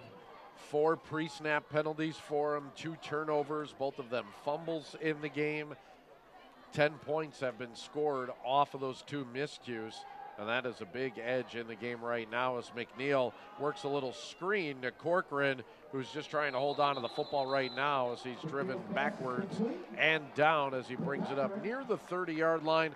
Pickup of 8, going to bring up 4th down. Again, 3rd and 25, not a lot for that. You know, Edgewood offense has been able to pick up some chunk yardage, 7, 8, 9, 10-yard plays, but they're all when they're backed up 13, 14, 15 yards for a first down. If they were to do that on 1st and 2nd, they might be able to move the chains and get their offense flowing here. But again, it's 4th and 16, 4th and 17, and the punting team's on the field. Yeah, and back to punt again, and maybe the reason for some of these awkward punts is who's returning it for Stoughton. With D. Benedetto back there, there could be a fear of giving him a good punt. That's a low line drive kick. D. Benedetto could have fielded it, but instead slipped down at about the 45. The ball bounces to the 39, and a bit of a break there for the Edgewood Crusaders. Just over 2 minutes until halftime, 17-0 Stoughton. And if you're the Vikings right now, what are you looking to do to get some points on the board before the half? Well, like I said, the ship's been sailing pretty well in this 2nd quarter, so Shipper's probably going to get the ball. You know, he's been slicing through that Crusader defense the last 2 drives that the Viking offense had, and I'm pretty sure they're going to go back to number 23 right about now. Different quarterback. Sam Willeen is in there. The junior lines up in shotgun as the same thing. They're going to give it to Shipper. He's going to try the right side. That's not there. As a nice job defensively on the play as Henry Jacobs stayed home. You know, one thing about offenses these days, they don't play with a lot of true fullbacks anymore.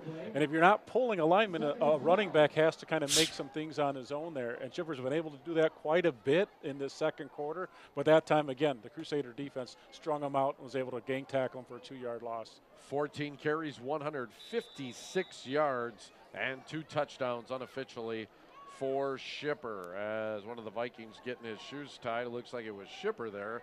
As they break huddle, clock running, and it seems like Coach Prawl pretty content to let it go at this point. They're still in pretty good shape here where they are on the field.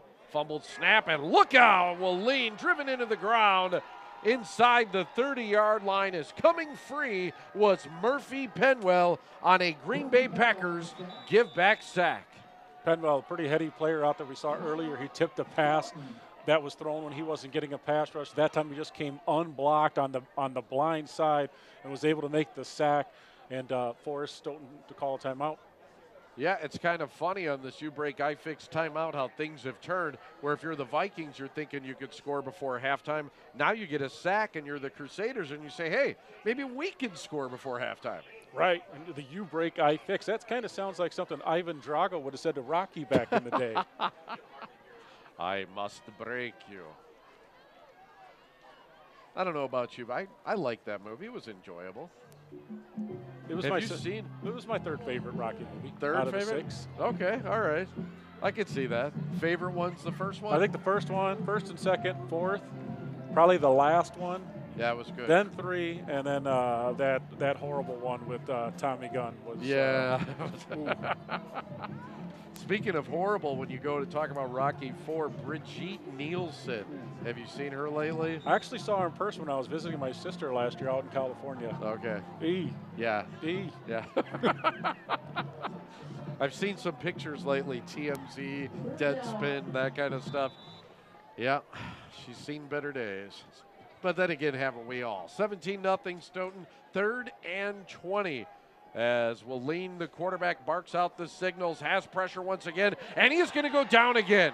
Way back at the 15-yard line, a Green Bay Packers give-back sack for the 2nd play in a row, a loss of 15 yards.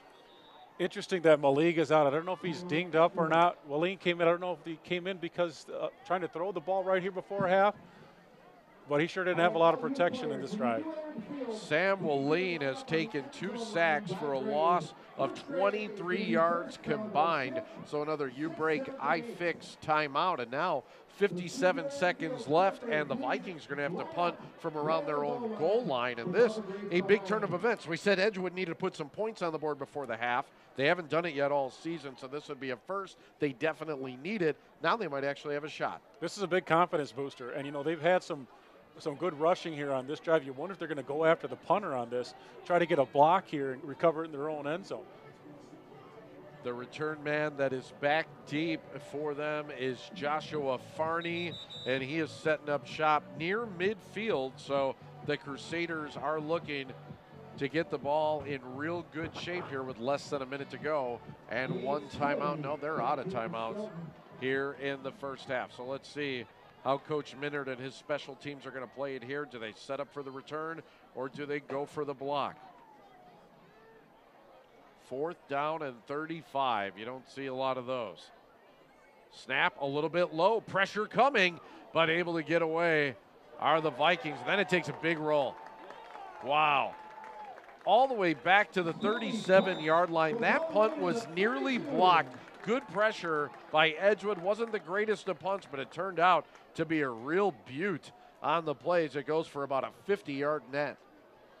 Kind of a story of the Crusaders' first half there, where they was so close to having something positive happen, and then on the flip side, Stoughton gets a lucky bounce on the punt here and sends them way back. I was going to say the quarterback McNeil's got a big arm. He could throw it from the 50 into the end zone. I'm not sure he could do that from the 25. Now, would you look to do that? So it's 17-0. You could make it go 17-3, 17-7, or it could go back the other way. Already a couple of turnovers. Are you taking a chance here, Mark? I'm going for it. I like that idea. Coach for what you hope to do. McNeil airs it down left side and incomplete. The intended receiver on the play, Charlie Corcoran. As you said, McNeil's got a big arm. He keeps trying to air it out. He's done that quite a bit tonight. Right, and there's some things, you just can't throw bombs all night long. They got to look for maybe a 12-yard dig over the middle, kind of an in route where those safeties are getting taken back by the guys on the outside going vertical, but you got somebody coming over across the middle where that kid could just hit him and maybe run like we saw early in the first quarter. Yeah, I like that idea too, because the clock stops after a first down to move the chains. You could clock it after that. You have time to do some things. Everything doesn't have to be out on the edges. Wide receiver in motion. Jet sweep once again for Brent. Tries the right side. And for the first time tonight, he's going to be able to get positive yards on that jet sweep. In fact, it's a Festival Foods first down on a gain of 11. I like that call. Again, you got the defense spread out. They're thinking pass, nobody over the top, so the linebackers are a little bit deeper and wider than they normally are. So that jet was open there, and they were able to get the first down to stop the clock. It's running now. Chains are reset, clock running, 25 seconds and less here in the first half. McNeil looks for Corcoran, makes the catch, would have been better served not to. That keeps the clock running. It's a loss on the play, and nope, they are going to call it incomplete. Well, it looks to me then that a few seconds ran off the clock that probably shouldn't have, and maybe Coach Minner can go ahead and argue those seconds back on. Try to run a tunnel screen there. That's one of those plays that you either hit for a big gainer as you find that seam where that outside receiver comes inside. You pull a couple of linemen. It's almost a middle alley screen. And if you hit a guy on the dead run, it could work for you. The throw just wasn't on target. McNeil out of the shotgun ball, resting at the 43-yard line. 2nd and 10. 3 wide receivers for McNeil. Has a clean pocket. Looking long. He's going to air it out. Down the right sidelines and out of bounds. Intended receiver once again was Corcoran, and it's going to bring up 3rd down. McNeil showing off that big arm. Yeah, and you can see, again, he's a tight end, but he's an athlete. He's got a big arm. But they don't have a lot of work with him probably at quarterback since the beginning of football season, so his timing's not quite there. Otherwise, you could go over the middle with some level passes where you got a short, intermediate, and a deep route. And but those take timing, and you got to work with your receivers on that, and you can just see it's not there for McNeil tonight. Trips left, 1 wide receiver to the right for McNeil. Shotgun again. Zentmeyer is the back that has been checked. That's actually Brechterfield by his side. And the give is going to be to Brechterfield, and he's going to have a first down, and will stop the clock with 1 second. And I don't think that Edgewood's going to be able to line up and get another playoff. Are they out of timeouts? They're out of timeouts. All right, yep, halftime. So once they reset the chains, that'll run off the final second of the first half. A first half that was owned by the Vikings, especially in quarter number 2. 17-0 is our halftime score. Stoughton leads Edgewood by 17 as we send it down for the Midwest Engine Services halftime show. And Janet Crescent, take it away.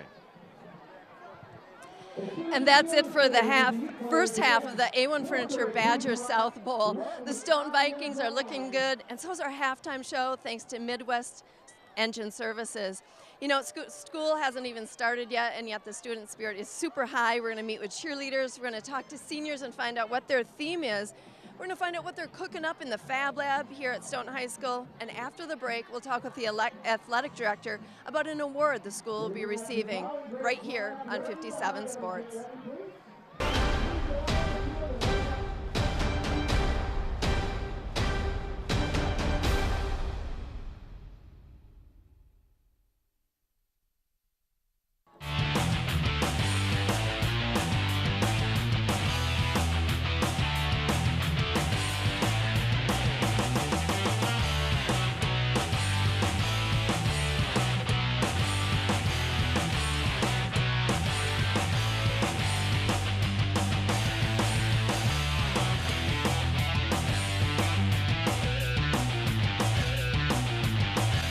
And welcome back. We are at the A-1 Furniture Badger South Bowl. Stoughton's looking really good on the board tonight.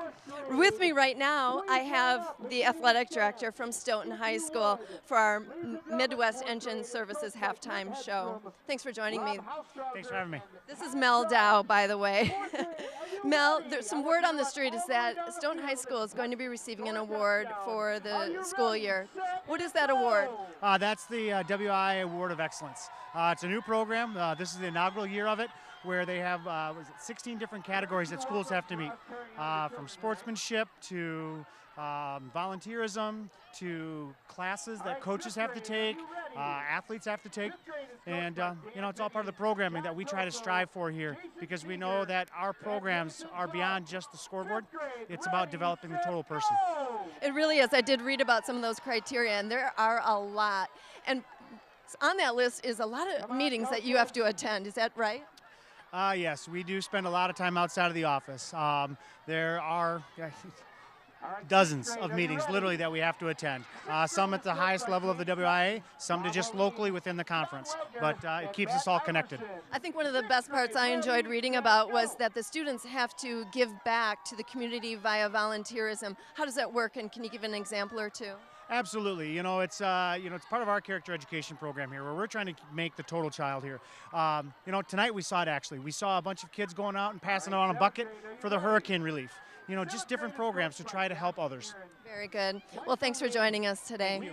This was a Midwest Engine Services halftime show report, and we'll be right back.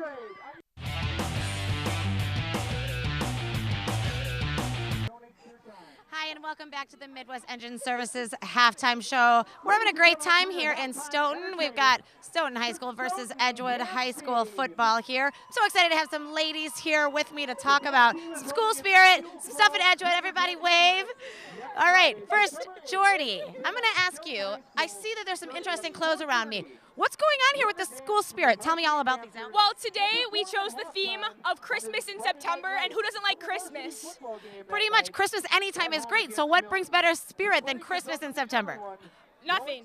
Are you feeling good in your Santa hat? I'm feeling amazing. You look amazing. Thank you, Jordy. Okay, real quick, Annie. Where's Annie? This is Annie. Hi, Annie. Thank you for joining us today. So tell me about Edgewood as a school. What's your favorite thing? I would probably say that since it's such a small school, you really get to know everyone and have a great sense of community. Great. I love that answer. It's in a great neighborhood, too. I'm familiar with the neighborhood. I grew up around there. So yay to Edgewood. I'm really glad to hear that. Okay, next, Caroline. Let's end it out. Tell me, do you know someone on the team? Yeah, my brother's playing, and he's playing quarterback tonight. Wow. What's your brother's name? His name's Jack. His name's Jack, and he's quarterback? Yeah, he's playing quarterback tonight. Wow, that's amazing. What else do you like about football? Everything. Just really fun to come out and watch the boys.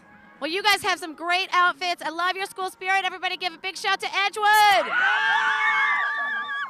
Thank you, and that was the Midwest Engine Service halftime show report. We'll be right back after the break.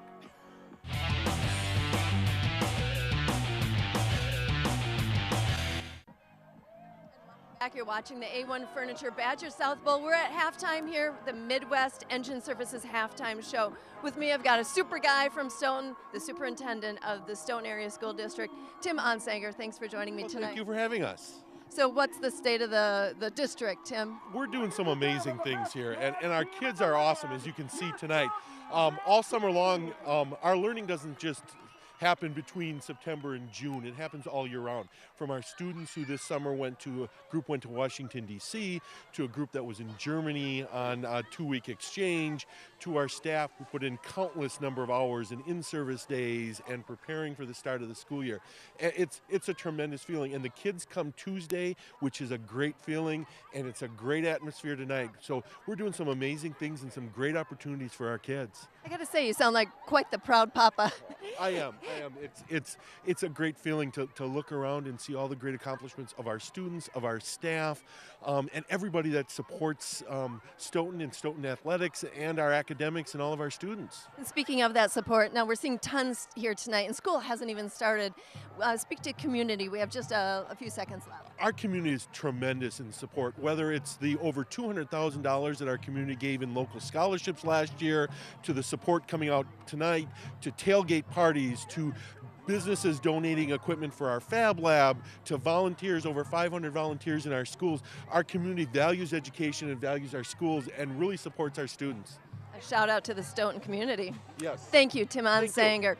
You're watching 57 Sports, and we'll be right back.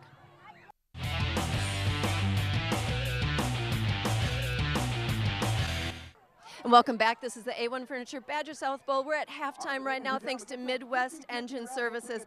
With me I have some seniors from Stoughton, and they are sporting some red, white, and blue.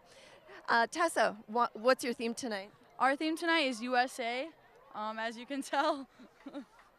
That's actually pretty good timing with what's going on in Houston right now. Yeah, definitely. Absolutely. And I'm wondering why you choose these themes. How do you choose them? What's the process? We choose our themes based on like how many people we think are going to be there, and the more themes that people like to do, we do in the big games. And we help choose them by using Twitter polls. So we put up a bunch of options, and then based on the way people vote, then we decide, and that's what helps us pick them. Great. Aiden, you look like you're cold. Freezing, actually. I forgot my long sleeve in the car. Well, you're taking one for the team there by sporting the red, white, and blue tank. You all are seniors. Is there anything that you want to say to the freshman class? Definitely just have fun with it. It goes by quickly, and just come to everything. Be nice to everybody, because it's so much more fun when you have a lot of friends, and it can be a great experience. And maybe bring a coat to the games. Definitely, definitely. Alrighty, well, thanks to all of you, and have a great senior year. Good luck. Thank you so much. Alrighty, and we'll be back with more. You're watching 57 Sports.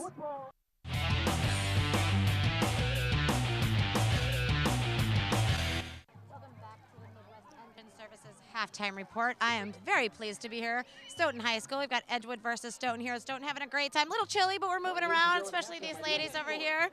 I've got the Stoughton High School cheerleading squad with me right now, and I'm so excited to talk to Miss Courtney. Tell me, how's the squad shaping up for 2017? It's shaping up really well. We are so proud of how far we have come so far this season. One of our main goals as a squad was to make sure we bonded and created a family-like atmosphere, and we were able to do so this summer by going to UCA cheerleading camp, and we're very far ahead of where we expected to be, so we're looking forward to what's to come yet in the future. Wow, congratulations. That's fun stuff. I love the family atmosphere. That's so important. That's so good for the girls, right? So speaking of the girls, right here, over here we have Maddie. Hi, Maddie. How are you? Good, thank you. So tell me, what are you looking forward to this year being in part of the cheerleading squad? I'm looking most forward to homecoming, because homecoming is probably my favorite, because we get to go with the community and interact with the students and just have fun and pull a routine. And I'm really excited to do it with my new team and become a family. That's fantastic. Again, the family thing comes through. I love it. And who doesn't love homecoming? Okay, real quick, this is Amy next to me. Tell me, Amy, what does it mean to you to be a Stoughton High School cheerleader? To be a cheerleader at Stoughton, it means a lot, because we get to interact with our community a lot, and we get to bond and all come together and have someone to count on when you're having a rough time, but you can always count on them to cheer you up. Fantastic. I love it. Let's see a little spirit, and we'll get out of here. The Midwest Engine Services halftime report. Thanks. We'll be back with more after the break.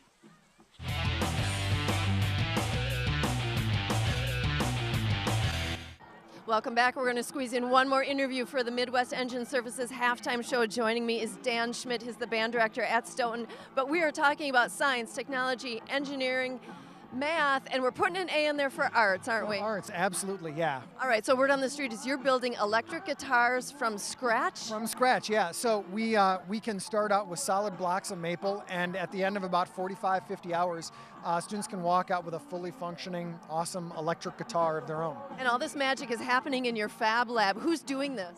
So right now, we've gotten some great grants a lot from Alliant Energy that are allowing young women to really engage with STEAM. And so we're using this guitar build as a way to engage young women and bring them into the fold of STEAM, hopefully education and careers. I've heard of schools taking STEM, making it to STEAM, and using that A for agriculture, but you guys are going with arts. How's it being received in the school? It's really fantastic. You know, we feel like when you bring arts into the process, you create a more holistic approach, and I think the kids are really loving it, and I think we're going to see the results. I think you're loving it too, aren't you? Yeah, most definitely. For sure. Alrighty. Well, we've got to get back to the game. Dan Schmidt, thank you so much. More football coming up next.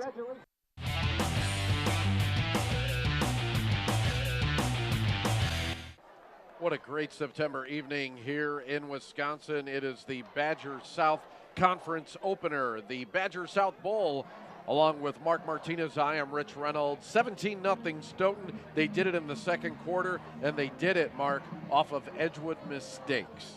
They did, and we talked about unforced errors that the Crusaders had on both sides of the ball, but primarily on offense with some penalties, 12 men on the field 2 different times, and then just couldn't get in front of the chains on first downs, first and 10s. They seemed to be in second and long, third and long all night. Their punting game didn't help them out at all. Their defense held on as long as they could, and then Brady Shipper got going on offense and was able to scamper away for a couple of touchdowns there. They're still within striking distance, so if they could get anything going on offense, they could get back in this thing. Shipper with back-to-back runs of 44 and 34 yards, both of them netted pay dirt for Shipper. It's 17-0 Stoughton as we are getting set here for half number 2 of the Badger South Bowl. The Vikings will be getting the ball first to start the second half, and a straight-on kick bounces at about the 25, goes to the 15, and picked up there and nearly squirting free on the far sideline. Didn't get the number there. I tell you what, some of the numbers hard to see. I like the Vikings uniforms, but that purple can really blend into that dark gray. It really can, and then when you got eyes that are our age, it's tougher to see as it is. Mine still work though. Verified 2020, Mark. Laser surgery, I have to say. Is that? So Jonathan Malik is the quarterback once again for the Vikings, as he was out in that last series. Sam Wallin came into the game, and the Vikings out of their familiar spread set as Malik looks left, fires left, incomplete as McCone had that one go right through his hands. Well, sometimes on that bubble, you want to make it look like you're faking it to the back to hold those linebackers, and the back coming in front of the quarterback there bumped into him a little bit, disrupted the timing, and then couldn't pull down the catch. Not a good way to start, but again, this Edgewood defense, they could get a little bit of confidence if they can get a 3 and out here. If Shipper and this offense get going again right now, they could put this thing away early in the third quarter. Absolutely. Sam McCone, 2 catches, 17 yards in the first half. 4 wide again, as it gives going to be to Shipper up the middle, and he is being keyed on right now as the Edgewood Crusader defense said, not so fast, Mr. Shipper. They're not going to let him beat him, at least not initially here. I'm sure at halftime they talked a little bit on who's going to be getting the ball. He's got the hot hand, obviously watch number 23, and they corralled him there, prevented him from getting anything. He couldn't get back to the line of scrimmage. 3rd and long, once again, a familiar sight we saw it a bunch in the first half for both teams. 4 wide, 2 left, 2 right for Malik. And he is going to give it to Shipper once again on 3rd and long. Shipper with a guy to beat, uses the stiff arm to do it. down the left sideline and near midfield as Shipper picks up a big first down and a gain of 23 yards. Brady Shipper sure is an exciting ball carrier. He's got speed, he's got some power, got a nice stiff arm, 6 foot, 190 pounder. He's getting a little bit of look from the Wisconsin Badgers as a preferred walk-on. They want him to play safety, but I tell you, it's a lot of fun watching him run the ball tonight. Absolutely. He's got some moves for sure, and that stiff arm is wonderful. You mentioned it. He really knows how to use it, and what a weapon that can be for a tailback. DiBenedetto in motion on the jet sweep. He takes it and doesn't get much. Has a good job by the defense of Edgewood. And once again, on defense there, we've called his name a few times. Andrew Newton, the junior defensive lineman, has really stood out tonight. He certainly has, and again, the jet play can only work if you can block the edges. If you can get a hook block on the farthest man on the defensive line there and get a body on the outside linebacker. If you don't, it's not going to go anywhere. Malik taking a look at his wristband. 2nd down and 8. Edgewood showing blitz. They bring the run blitz up the middle, and they are waiting for the ball carrier Shipper, who gets back to the line of scrimmage. Maybe picks up a half a yard. That's it, 3rd and long.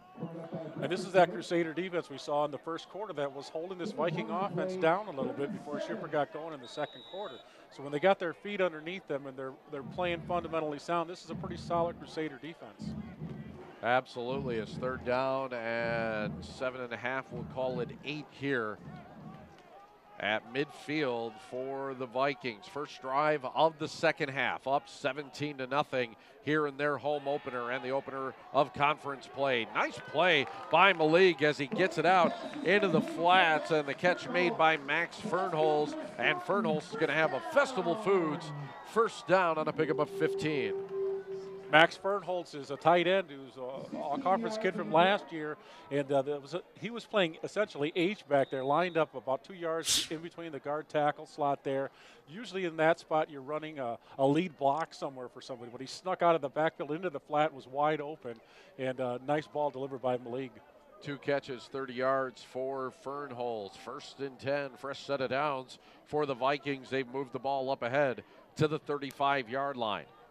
Looking left, this time it is McHone bobbling it, and that's going to cost him as that little bobble allowed actually Alex Esch to come up and make the tackle. They ran that again to the twin side. Again, you got one receiver out there. The slot receiver is going to get the bubble. He's going to have his man over him, and the linebacker coming down and a safety over the top. Not a lot of room to run with there once you catch the ball. When it worked for them the 2 other times, they did it to the trip side, so they got 2 blockers on 2 guys and were able to get about 10 yards each. 3rd catch of the night now for Sam McHone. As a whistle, and not sure what's going on. It's going to be a timeout by the Crusaders. They had a problem getting someone off the field, as trying to get off was McKinley Palmer, and they're going to burn a very valuable second half timeout. Well, as we have a chance here, I want to say special thank you to Paul Canarella, everyone over at A-1 Furniture and Mattress. They are our title sponsor once again this year. A-1 Furniture and Mattress, your premier mattress and furniture store. Also, all those flags you've seen here tonight, they've been courtesy of Courtesy Ford in Sauk Prairie. At Courtesy Ford, it's courtesy that counts. They are your new truck destination. And remember to stick around right after the game tonight. We will have the Brunzell Lumber offensive MVP, the Little Stroke Swim Academy defensive MVP, and offensively so far tonight, Brady Shipper, a strong candidate to run away with it. He certainly is. He had a great second quarter. Again, they're marching the ball down right now. He hasn't really broke one yet. This Crusader defense looked a little bit confused right there with running guys on and off on this long defensive drive that they've been involved in. We'll see if they can kind of gather themselves here and prevent a Viking score. You can kind of tell the temperature's dipping here tonight as the cheerleaders have put the sweaters on here this evening. Everybody thinking about putting a sweatshirt on a gorgeous late summer evening. 2nd down and 11. Shotgun again. Malik, plenty of time in the pocket. Now is going to run for it. Moves up ahead. Slides, but a little late as he takes a hit on the play that was delivered by Brechterfield, but it's going to bring up 3rd down still for the Vikings. Just had 2-man routes. The exterior receivers just going vertical. Nobody was open. They were both double covered, nowhere to go with the ball. So Malik just took it and ran.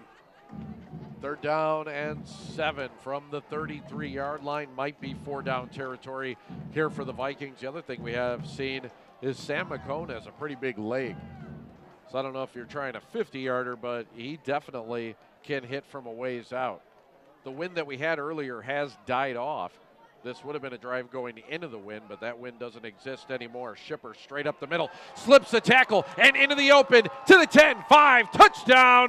Brady Shipper and the Vikings 33 yards to pay dirt on another Brady Shipper You Move Me touchdown, his third touchdown of the evening. Wow. He's an exciting ball carrier. He just broke a tackle there. Could have been tackled for maybe a 1 or 2 yard gain. Instead, he breaks the tackle and he's off to the races. Touchdown runs tonight of 44, 34, and 33 yards. Shipper now is at 212 yards on the night, and the only damper on that play is that there is an injured Viking out on the field. So we're going to take a look at the replay, see if we can see how that happened along with the touchdown as it's right up the middle of Shipper. Oh, and there, the offensive lineman that's down, he got rolled, I guess you could call that as an Edgewood lineman rolled right up on the back of his legs. Yeah, it happens to linemen occasionally. It's really unfortunate. So he is still down. Why don't we go ahead and step aside? A U-Break iFix touchdown. 23-0 is our score. We'll be back for more from Stoughton High School on 57 Sports.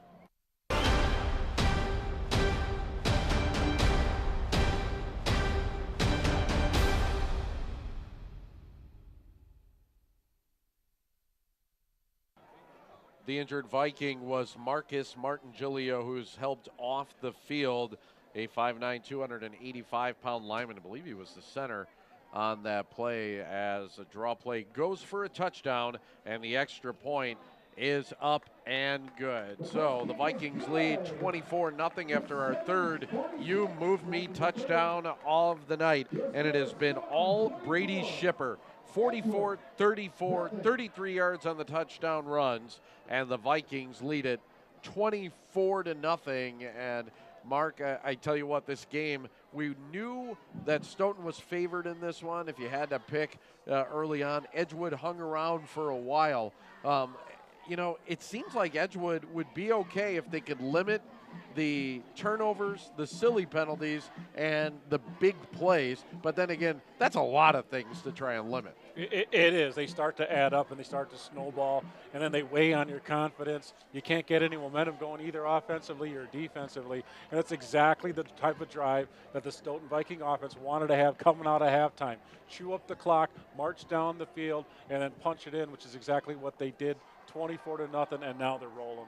Absolutely rolling here. We were scoreless after the first quarter. As you take a look at a nice shot of everybody out on the field right there, and a good look at the close-ups there. Nice views of everybody at the game as we try to paint this picture for you.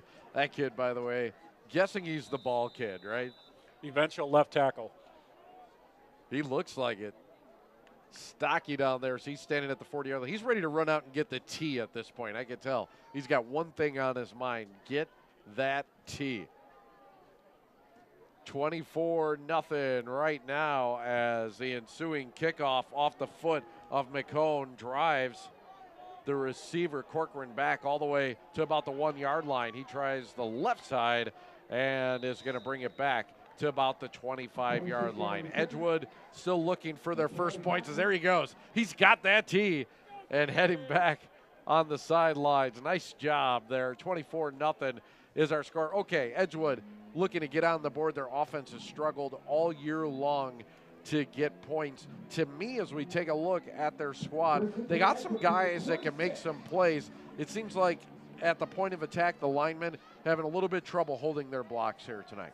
Certainly, and obviously it's the result of having a good defensive line by the Viking defense, just disrupting what the offensive line is trying to do. And what they try to do to start the second half is get the ball to Brentmeyer instead. No, that's O'Neill on the option. Nice job keeping it and running down the left side. He's pushed out of bounds after decent yardage on first down. And for Edgewood, a positive play on first down is so important. They've not been able to do that all night long. They played behind the chains, and thus they haven't been able to move the ball. They haven't. They've been shooting themselves in the foot. They've been going on 2nd and long, 3rd and long, and just not been able to make anything happen. If they can get positive yardage on each play, they give themselves a chance. 2nd down and 5. Low snap of McNeil, able to give it ahead to the fullback as getting close to yardage there. I believe that was Brechterfield on the carry as he got 4 as another injured Viking is down right now. Why don't we send it down then to the sidelines for a Dale's Heating and Air sideline report. Thanks, Rich. I'm down here on the sidelines with 2 very special girls from Stoughton. These are juniors at Stoughton. I have Emma Kissling and Peyton Treeloft. These juniors started passing a bucket for Houston. And whose idea was that, ladies? It was my idea. It was. And where did you get your idea? I was talking to my parents about everything that's going on in Houston and all the families who are struggling and are in need. And wondered, what can you do? We all kind of wonder that. Yes, we do. All right, so what was the next step? Next idea was to come up with a plan, and we've done so many things for like other communities like Monroe or like just other communities in need, and other communities have done stuff for us. So we thought it was time to maybe do something for a community that's further from us. And you got permission from the school to do that tonight. And how's it being received out there? It's amazing to see people willing to donate, and there were so many people, not from our town, but Edgewood too, and it's just so cool to like see everyone come together. Great idea. You went over to both sides for tonight's game, and then where does the money go directly? It's going to the Red Cross. Very good. Well, thank you, ladies, for that work. That's really great. Good luck with your junior year, and we'll get back to the game. Thank you, Janet. Nice job. Of course, everybody's thoughts and prayers with people down in the city of Houston. I got a lot of friends down in Texas, and hopefully everybody down there is doing well. I know on my end everyone's safe, but there's been a lot of people who haven't been. And not safe on the play is Brechterfield. Check that. Actually, the give was to number 22, Mitchell Wendler. Wendler did not get back to the line of scrimmage, and once again, Edgewood goes 3 and out. That time they had 3rd and short, but just could not get that first down. Got to give credit to that defensive line for the Vikings, just getting penetration and not allowing any creases in there to run the ball. Again, you might want to look at something more of a short pass, try to get a slant or a bubble to get that first down, because not been a lot of sledding in between the tackles. Only 38 yards on the ground for Edgewood tonight. They do have 76 through the air, so they're just over 100 yards of total offense, but their offense has struggled, and now another 5 yards going to get marched off before the punt, and this punt unit has had problems, and this courtesy Ford flag is not going to help them. Yeah, these are just little things you got to clean up if you're going to have any success at all, even if you don't win on the scoreboard.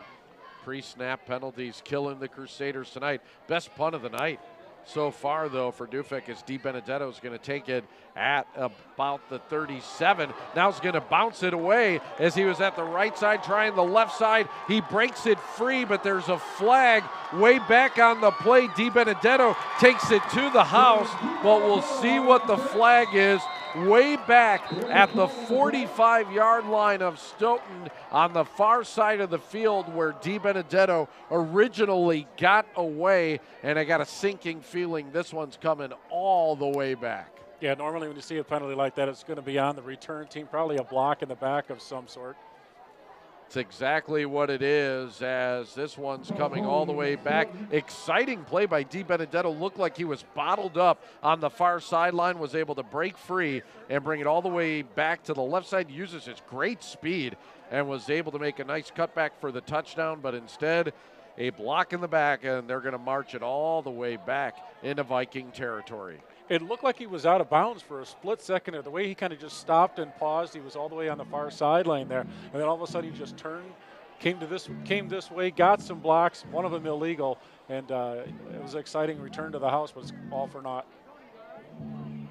So for the moment, that keeps our score at 24-0, as next week we are going to be at Madison Memorial. It's the Madtown Bowl, the 3-0 Madison La Folla team coming in there. Wow, they're off to a hot start. Memorial looking for their first win of the season. La Follette Memorial. Next week, the Madtown Bowl on 57 Sports. Another flag as Shipper was able to get some positive yards left side, and now he's able to dance free, stepped out of bounds, whistles blow, that'll stop the play, but the flag is way back at the 35-yard line, and a hold on the play negates all of that. Wow, that's huge yardage that's been taken away on 2 successive penalties. And again, Shipper's just feeling it tonight. He was banged up a little bit last week, but he's making up for it tonight with all the yardage that he's getting here. He's an exciting player. Obviously, he's got speed to get to the edge and power to break tackles, as we've seen on a number of occasions tonight. We also saw number 56 for Edgewood, Chase Canarella, limping a little bit after that play. Looks like he is going to stay in. A tough kid, going to try to gut this one out with his team down by 24. It's going to bring up a 1st and 23. Penalties so far tonight for Stoughton, 5 penalties for 50 yards. 1st and 23. Malik still in at quarterback, rolling right, looking deep downfield, and too long for this intended receiver, McCone, who was about 20 yards downfield, would have had a first down if that ball is on the money. But it's so hard to throw on the run. I think it's especially hard. Now, if you're rolling right and you're right-handed, that would be the easiest throw to make on the run. But not only was he rolling right, he's kind of rolling forward, too. And when you're running forward, sometimes it's hard to get your feet right, isn't it? It is, especially on that longer pass that's coming late over the middle. I think he had a better option to throw to Max Fernholz in the flat on that one, and that would have been an easier throw as well. 2nd down, 23. Good look at Malik, taking a look at the defense right now. He is going to give it to Shipper. Shipper bottled up quickly as he is just back to the line of scrimmage, maybe a gain of 1 on the play. And what a night for Brady Shipper. 19 carries, 213 yards, and 3 touchdowns after missing the game last week up at Baraboo. But he is back with a bang here tonight. He certainly is. They bottled him up a little bit on that play. The Crusaders, number 73, Mark Lubke, the defensive lineman, was able to get some penetration, slow him up, and then Brechterfield, we called his name a lot. He's a tackling machine, was able to clean up the tackle on Shipper for no gain. 3rd down, 21. We'll see what Coach Prahl draws up here for his Vikings, up by 24. You could do just about anything. Crusaders showing blitz. Malik hits Di Benedetto out on the left side. A little comeback route. Di Benedetto struggling forwards. Not going to get the first down, but a good gain. Pickup of about 15 to Di Benedetto, and it makes it a better spot to punt from. Yeah, I like that play, though, Rich. It's just about an 8-yard curl in. Nice, easy throw and catch. Give your playmaker a chance to break a tackle and get the first down. If he doesn't, he just gets you in better field position to punt the ball away. They should come back to that when it's on a first down and see what he can do. And Di Benedetto, one of the better playmakers here in the Badgers South. So 4th down and 6. As Stoughton looking to punt it away, and back deep once again is Joshua Farney, standing at about his own 30-yard line. Crusaders still looking to put their first points up on the board as a high end-over-end punt. Farney calls for a fair catch and will take it, making it on the dead run at the 42-yard line. He came about 15 yards to go and get that ball. And basically, I think that's a nice play by Farney. It saves it from the ball hitting another Crusader and a turnover happening there. That, too, we're just taking an unlucky bounce and going 10, 15 yards back and pushing them back to the 30 instead of where they got the ball at the 41. So a heady play by the kid there. Why don't we bounce it back down to the sidelines once again? Take it away. Hey, welcome back to your Dale's Heating and Air Sideline Report. We're here at Stoughton High School, Edgewood versus Stoughton. Great football game. Everybody's having fun. But I got some folks here that do football too. They're not quite in high school, but they're killing it out there. So this is the Stoughton Youth Football League here I've got in front of me, all kinds of them. But we're going to ask a few of you a few questions here. So first off, Joey, QB, quarterback right here. No, Joey, quarterback right here. I'm sorry, my fault. Joey, tell me about youth football in Stoughton. What do you do? What does it mean? It's a good program, and we play football, and 6th grade is the best grade at football, but yeah. 6th grade's the best grade of all the world in football? Undefeated? We're undefeated with 1 game. Undefeated with 1 game? All right, guys, way to go, way to go. Okay, so now we got Beckett. I'm sorry, I apologize about the mix-up in names. Okay, so we got Beckett. I want to know about your future plans for football. I'm not sure really, but I'll probably play football through high school and then maybe in college. All right, so this one, we're going to see him in college ball here. So everybody keep your eyes out for all these folks, but especially Beckett. You never know. Okay, so Malachi, where'd you go? All right, this is Malachi, a.k.a. the Beast. How long have you been playing football? I've been playing football for 3 years. For 3 years, all tackle? Yeah. All tackle football. Malachi, that's probably why they call you the Beast, right? Because it's just tackle all day? Yeah. Awesome. Okay, real quick, Colton, I got one more question.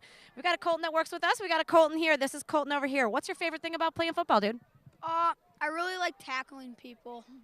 Really like tackling people. Well, that's what's good about playing football. So you guys, Stoughton Youth High School Football, this is the Dale's Heating and Air Sideline Report. Let's hear a cheer for your team.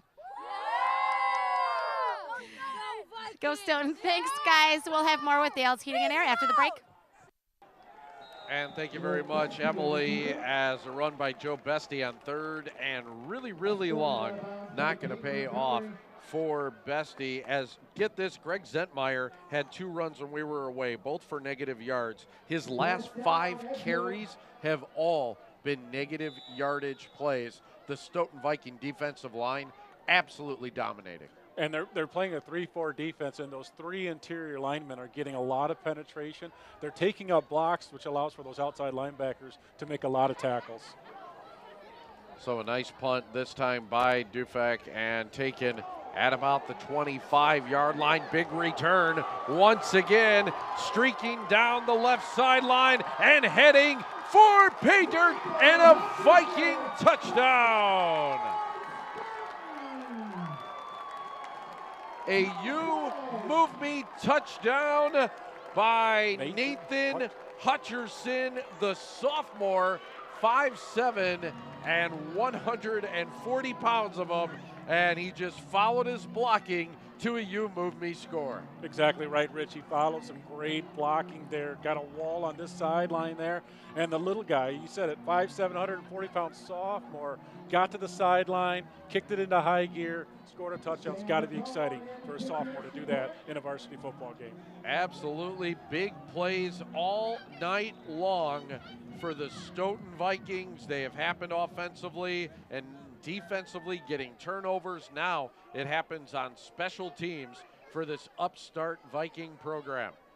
Extra point, McCone is going to go ahead and knock it through. No, actually a little wide right. Okay, score stays 30-0 Stoughton with the big lead in this one. We'll be back for more in the Badger South Bowl, presented by A-1 Furniture and Mattress and 57 Sports.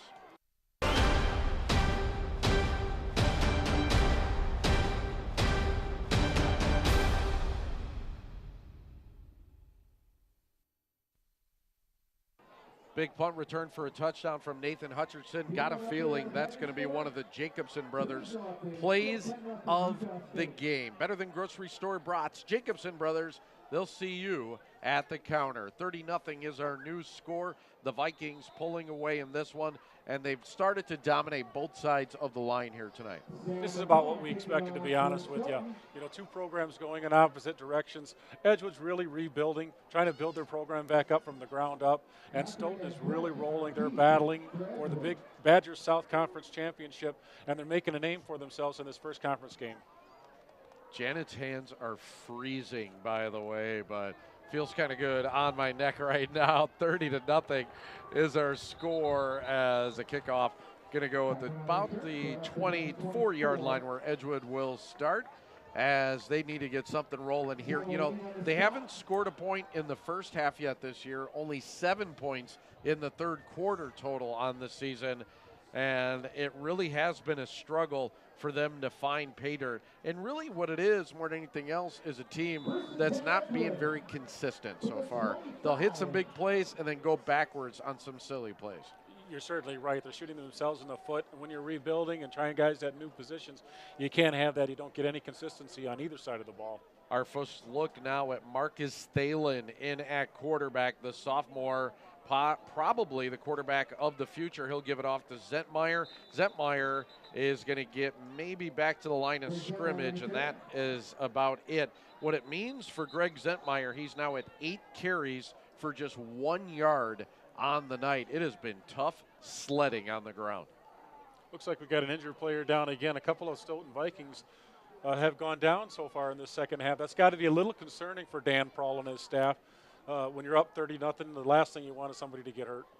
We will go ahead and tell you who the injured Viking is. Well, there it is. We could tell you right now that injured Viking actually is number 64, Elijah Krumholtz, who is down on the ground. He's had a good game so far here tonight, but having trouble getting up. Why don't we go ahead and step aside? You break, I fix, timeout.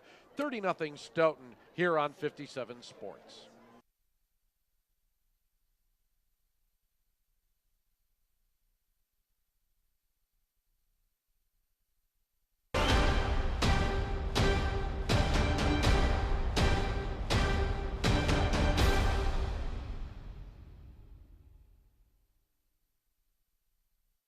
Beautiful night here in Stoughton, and a good sight to see Krumholtz go ahead and get up with his own power here. So we talked about Stoughton's schedule coming up. They are home against Milton next week. That's a tough one. Then they go to Monroe, back home to Oregon, at Watertown, home to Monona Grove, then at Fort Atkinson. Tough schedule the rest of the way in the Badger South. Thalen gives it up to Brechter Field. He will not get back to the line of scrimmage as the fullback stopped for a loss of about 2 yards, and it'll bring up 3rd and long once again. Obviously, you want to give your backup some reps in a game like this, and you got Thalen coming in, not the greatest spot to come into when you're down 30-0, just trying to get something going against this stout Viking defense. We'll see if he tries to throw the ball here for the first time for the sophomore. It'll be interesting when we see Edgewood again. We're going to see them October 13th when they host Milton, and see if Coach Minert can get this team to progress and improve as the season goes along. Thalen dumps it out in the flat, complete to Brent Myers, hit pretty good as he gets back past the original line of scrimmage. That's about it. 4th down coming up, and the Crusaders will punt once again. So like I said, hey, you talk about it being a rebuilding year for Edgewood. They got to start building. They got to start getting better. It's interesting for us. We're seeing some teams a couple times in the same season. We'll be able to go ahead and judge if they get any better as the season goes along. We'll talk about that when we get back to the 4th quarter. Our score after 3, Stoughton 30, Edgewood nothing. Let's go back down to the sidelines. Thanks, and we're back here for another Dale's Heating and Air Sideline Report. We're having a great time here at Stoughton High School football versus Edgewood, having fun. I've got some folks here from Stoughton Youth Football. To my left here, I have Heather. Thanks for being here with us today. Thank you. Yep, and I've got Isaac and Nathan here over here. We're going to talk to them in a moment. First of all, Heather, tell me a little bit about what Stoughton football, youth football, does within the community. Well, we just hosted our 2nd annual Viking Fest, which is held right here at Collins Field, and it gives us the opportunity to get our 4th grade all the way through our varsity players all out working together on offensive and defensive drills. This year we invited our Stoughton Police Department, Fire, and EMS to come out. They were able to do some tug-of-wars with our kids and a little 7-on-7 with our coaches. That sounds awesome. So getting the kids involved with other folks in the community and having fun, but talking about football, right? Exactly. That sounds fantastic. Real quickly, how do you maybe, if folks are wanting to get involved with Stoughton youth football, but maybe can't, afford it, do you accommodate? How do you work with that? We want to have as many players out on the field as possible. We never turn anybody away. We have scholarships available, and I would encourage anybody to go to stoughtonfootball.com and contact us if they have any questions. That's wonderful. As many people as possible. Nobody gets turned away. All right, I'm going to turn to the guys quick. I've got Isaac and Nathan. Hi, thanks for being with me today. So, Nathan, how do you get prepared to play football? I just work on my catching and work on all my positions and the techniques before I actually get playing, so I know what I'm supposed to do and all what I'm supposed to do before I actually get to game time.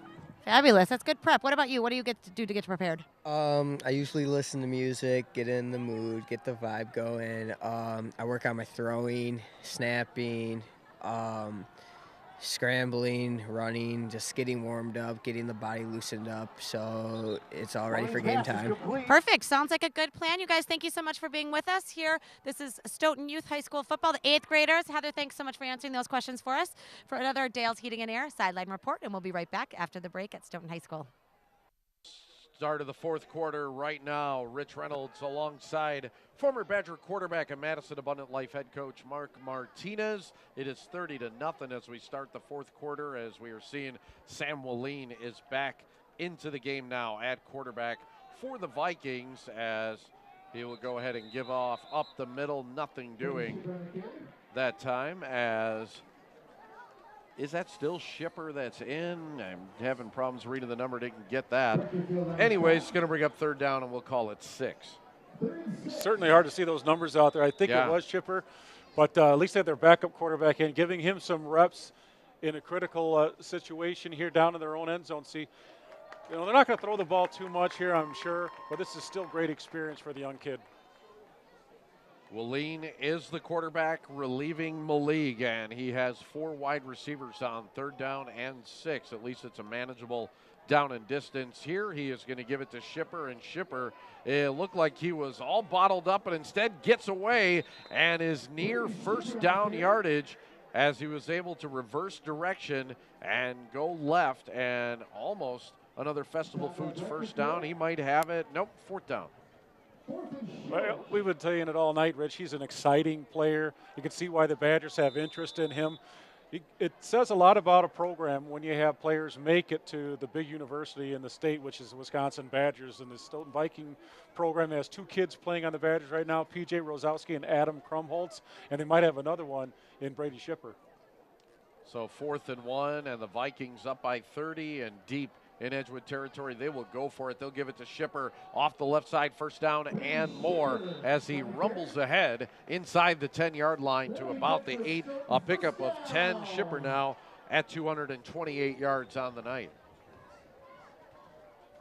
Well, it's going to be ground and pound here, so the offensive linemen really like this right here, where they know they can just tee off, and you're going to be running the ball here, especially down in the red zone. So they're going to pin their ears back and try to get some push on that line of scrimmage and see if they can get the ship to sail into the end zone once again. And good experience here for Sam Willeen. He's a big kid, 6'3", 175, has no problems, I'm sure, seeing over the line. He's going to give the ball straight up ahead once again. And not much there, a little bit stouter defense that time by the Crusaders. The Viking O-line has opened up a lot of holes for Shipper tonight, but I tell you what, he's made some things out of nothing when you had some Crusader defenders right in his face. He's been able to make guys miss. He's been able to stiff arm some guys and run over something. He's got a little bit of inside and outside. Again, broken record, but he's an exciting player. He's looking for his 4th touchdown of the night. They might be trying to get it to him. He is just to the left right now of Willeen. He will give the ball to Shipper straight up the middle. Defense up to the challenge as he gets inside the 5 down to about the 3-yard line maybe. So 3rd and goal to go from there. So no mystery on who they're going to give the ball to here. Shipper's going to get it. It's just a matter of is he going to go inside or outside, if he's going to break a tackle, or he's going to have a hole to waltz through. He is trying to build on a 3-touchdown night. All right, 3rd down, goal to goal. They're going to call it the 4-yard line. Wide receivers are split out as the give is going to be kept. It's actually Willeen who keeps the ball on the read option. That went nowhere fast, and it's going to bring up 4th and goal now for the Vikings. Again, up by 30. Next week they take on Milton right here in Stoughton in what is usually a pretty good Milton football squad that's going to be coming to town. And for the Vikings, a good test. Again, this is a team that a lot of people are looking for to maybe win this Badger South Conference. I think they got Monona Grove coming to Stoughton next week. Do I have the wrong schedule? Maybe. Yeah, I got Edgewood going to Monona Grove next week. And then I got Stoughton at home against Milton Friday, September 8th. I have the wrong schedule. Maybe. Yep. Unless I do. That's always a possibility as well. Instead, a touchdown as a nice little scamper there by Shipper and another you move me touchdown. And Brady Shipper is moving up in the hearts and minds of the Badger coaching staff as he gets his 4th touchdown of the night. You are correct. Next week it is Milton here at Stoughton High School. I had Monona Grove here. You are correct. Milton High School, the Red Hawks. It used to be the Redmen. Now the Red Hawks will be coming into town.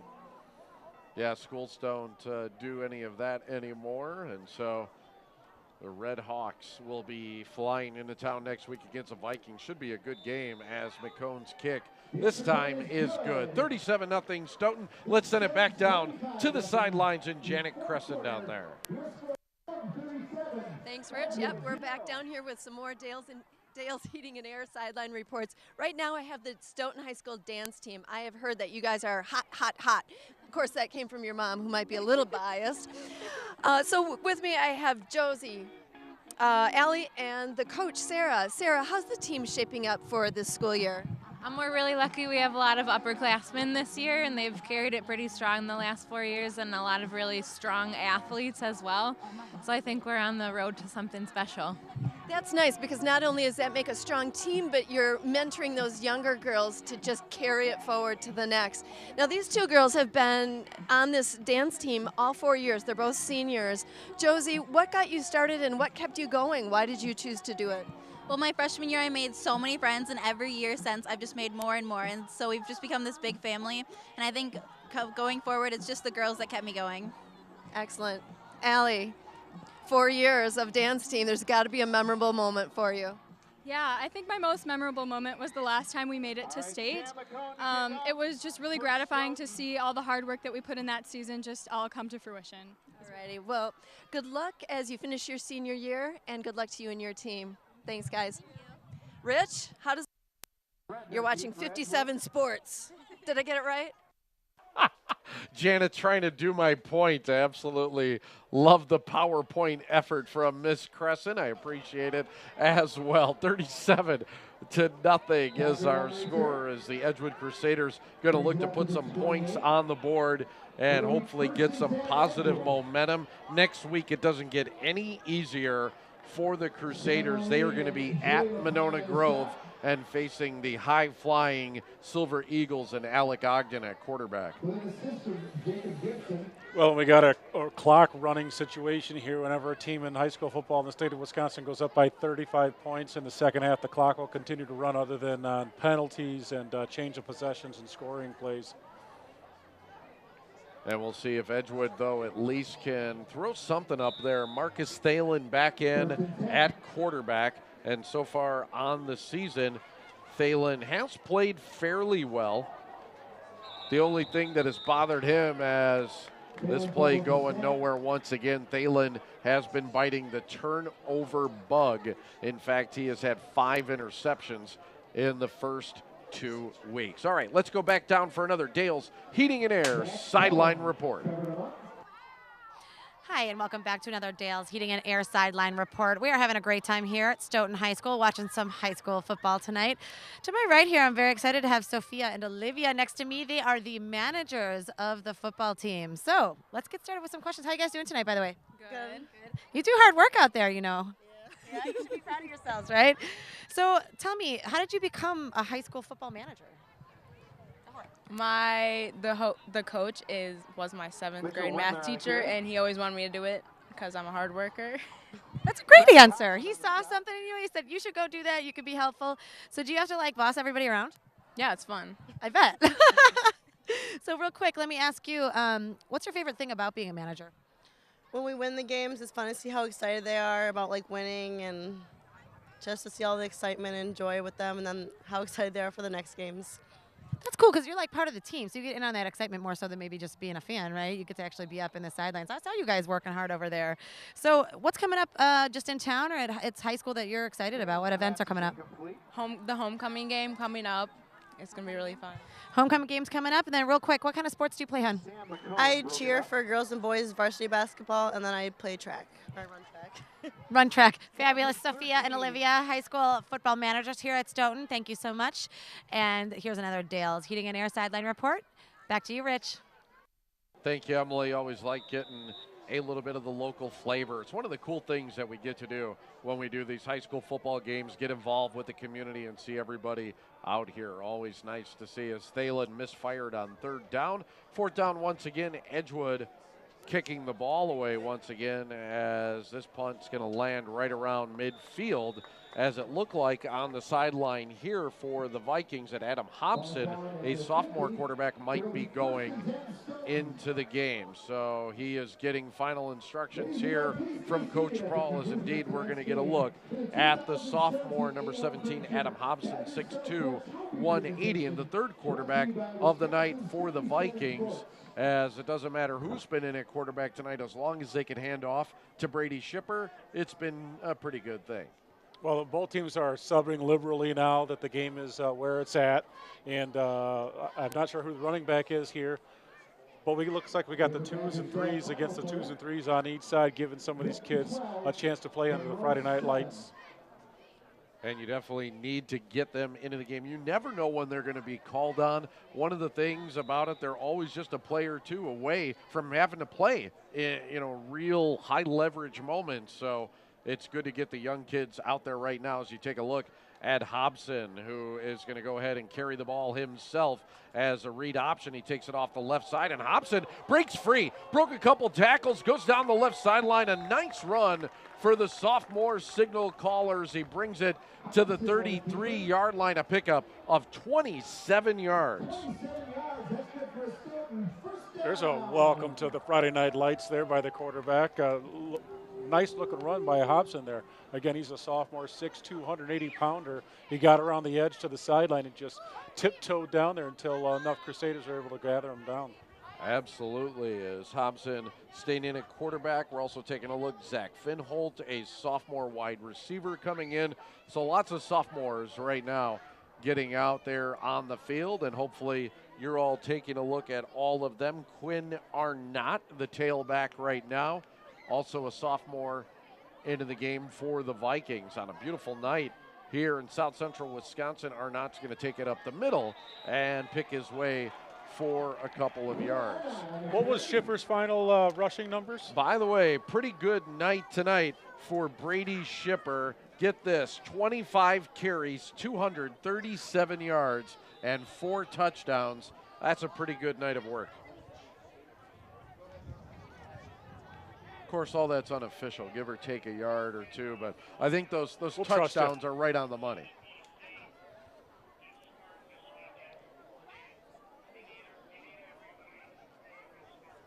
Second down and 9 for Hobson and company. They go ahead and spread him out as he will give it up the middle again. No, he's going to take it himself. Read option, not as successful this time around. Third down and long now, so next week, again, we are at Madison Memorial as we head back over to the west side of Madison. We'll take our first look at Madison La Follette.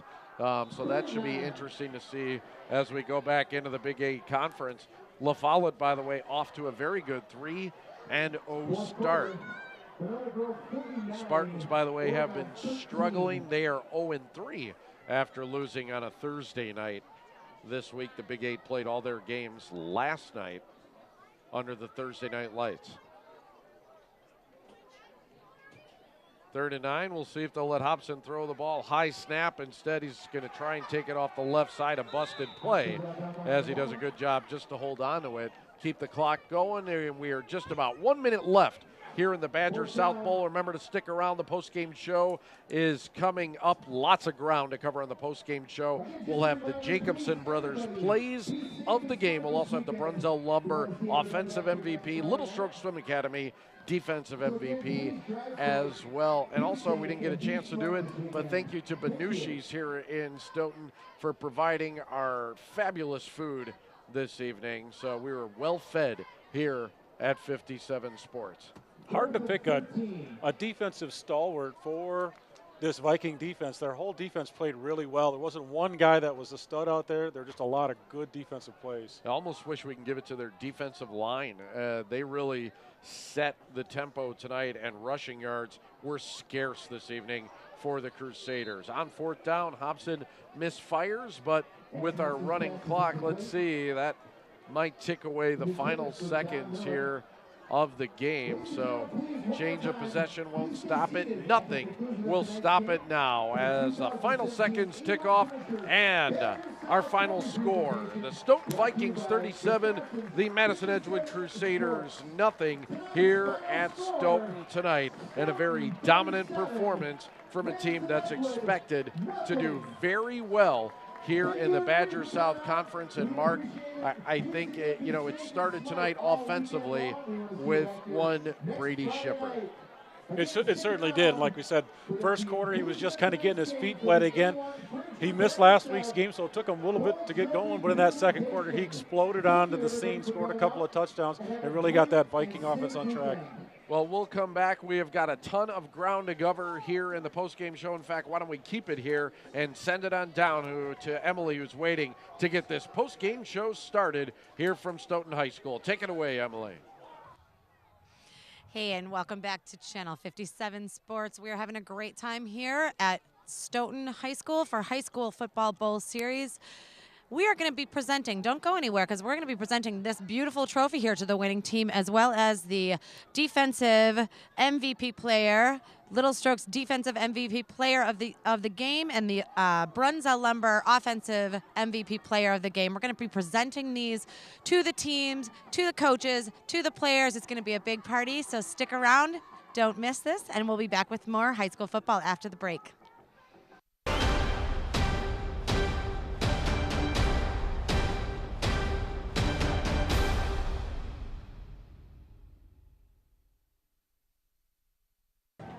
The Stoughton Vikings improved to 3-0 while Edgewood falls to 0-3 on the season. 37-0 is our score. Rich Reynolds, Mark Martinez back at Stoughton High School. A close game early on. It looked like both teams were kind of evenly matched through one, and then Stoughton just started to bust it open. You really started to see the difference in some of the playmakers that Stoughton has on offense with some of their speed. They were able to get Brady Shipper back involved in the offense after he missed a week. And once he got going, the Edgewood Crusader defense just had nothing to stop him. And he did things inside, outside. He broke tackles. He got around the edge. He made guys miss. And he was an exciting player tonight, deserving of all the accolades he got in preseason for sure. And if you're Coach Minert looking for something positive to start spinning this season forward, what do you say to your team? Well, you say, you got to take what you did in that first quarter and play that way in the second, third, and fourth. And if you do that, you can be competitive. They know they don't have the numbers and some of the athletes. They're going to be able to compete with the top of the conference, but they can be competitive with everybody else if they take away some of those unforced errors. They are ringing the victory bell here in Stoughton tonight, over in one end of the end zone, and why not? Big win tonight for the Stoughton Vikings, 37-0. They go to 1-0 in conference play. We'll be back with the Jacobson Brothers plays of the game, and then we got some trophies to give out as well. Stick around. You're watching the Badger South Bowl presented by A-1 Furniture and Mattress on 57 Sports.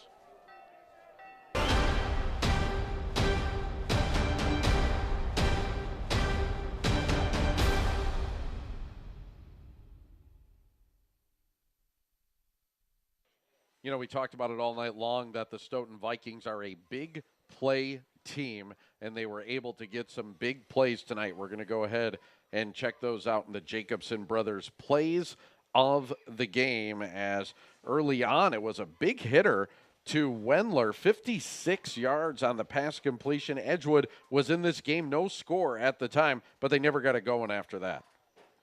And they never got it going because Brady Shipper took control in the second quarter. The offensive line started opening some holes. Shipper started breaking some tackles and finding the end zone. First of his 4 touchdown runs, that one went for 44 yards. His next carry, a 34-yard run to pay dirt for Shipper. Shipper would find the end zone 4 times. Saw a couple sacks there of Wallene by Edgewood, that right before the half. But here's another Shipper touchdown run, this time a 33-yard scamper that put him over 200 yards on the night. Hey, how about Hutchinson, the sophomore, taking a punt back for a touchdown? Shipper would add a short touchdown carry, which gave us our final score of 37-0, and some brilliant camera work on the Jacobson Brothers plays of the game. The Vikings really ran away with this one.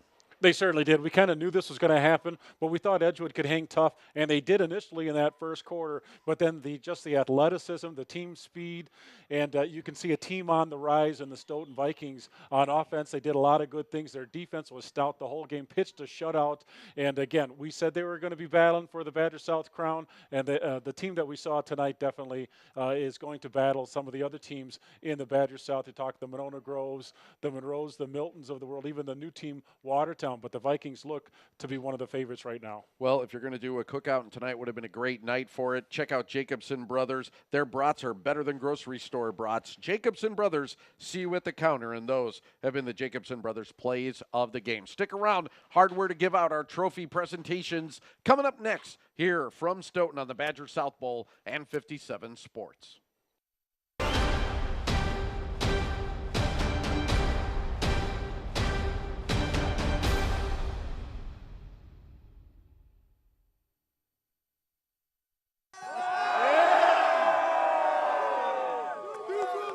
If you're just joining us tonight, this is the conclusion of the A-1 Furniture Badger South Bowl, where the Stoughton Vikings crushed the Edgewood Crusaders. We have some awards to give away tonight, thanks to many sponsors. We have this big bowl trophy, and we have the most valuable, defensive player of the game is coming up. I know Rich and Mark had a really tough time deciding on this. They wanted to give it to all the guys, had to choose one. Emily, who's it going to? All right, it's going to this young man to my right here, Mr. Dylan Bennett. Nice job out there tonight. We've got a plaque for you, made to you by Little Stroke Swimming, most valuable defensive player of the game. Dylan, nice job. Dylan's number 94, and he made 3 tackles for loss, so way to go, Dylan. Here you go. Cheers to you. Stick around. We'll be right back to present the offensive MVP player of the game. Channel 57 Sports.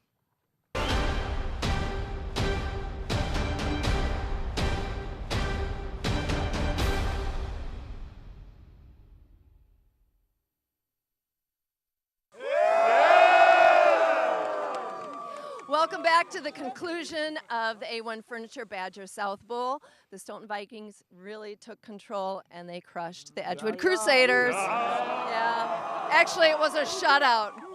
We have some awards to give away tonight, including the bowl trophy, but first, we want to give an award to the offensive player of the game. And boy, Rich just had a whole laundry list of why this guy deserved this award. Go ahead, Emily. Who are we giving it to? Brady Shipper, how are you? Good job tonight. All right, Brady. So we're going to give you this award, Offensive Player of the Game. The reason why, we got number 32, by the way, Brady. The reason why, well, 25 carries for 257 yards and 4 touchdowns. Anything else? Brady! Anyways, Offensive Player of the Game brought to you by Brunzell Lumber. Here you go, sir. Nice work. Stick around for more trophy giveaways here at Stoughton High School. This is Wisconsin's 57 Sports.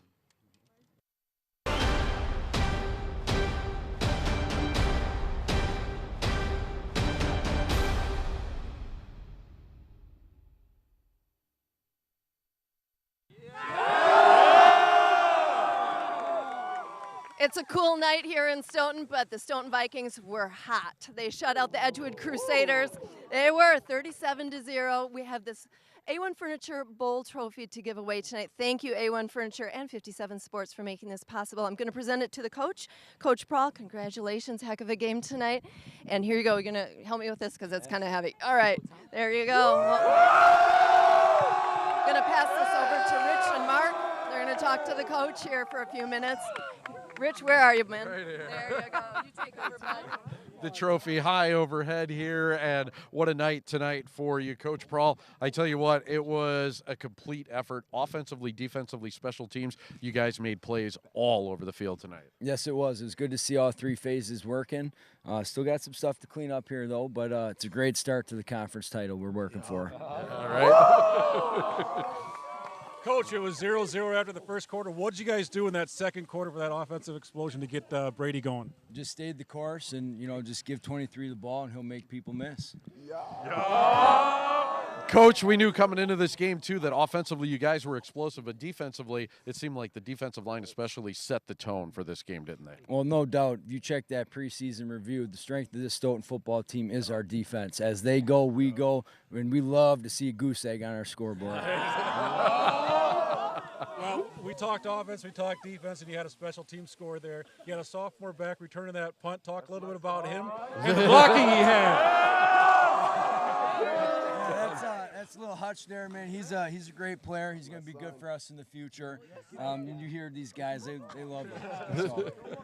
Well, Coach, congratulations. I know you got bigger things on your agenda for this season. Good luck down the way. Thank you. Go Vikings. All right, we appreciate it. Great job by everybody tonight. Great game for the Stoughton Vikings. They improved to 3-0 next week. We are at Madison Memorial, La Follette and Memorial in that one. So my thanks to Mark Martinez, for Emily, for Janet, for everybody here. Brennan doing a great job directing the game and everybody else involved. Great job tonight here in Stoughton. We had ourselves a time. 37-0. Our final score, the Badger South Bowl, goes to the Stoughton Vikings. We thank you for watching, and we'll see you next time on the A-1 Furniture and Mattress High School Bowl Series right here on 57 Sports.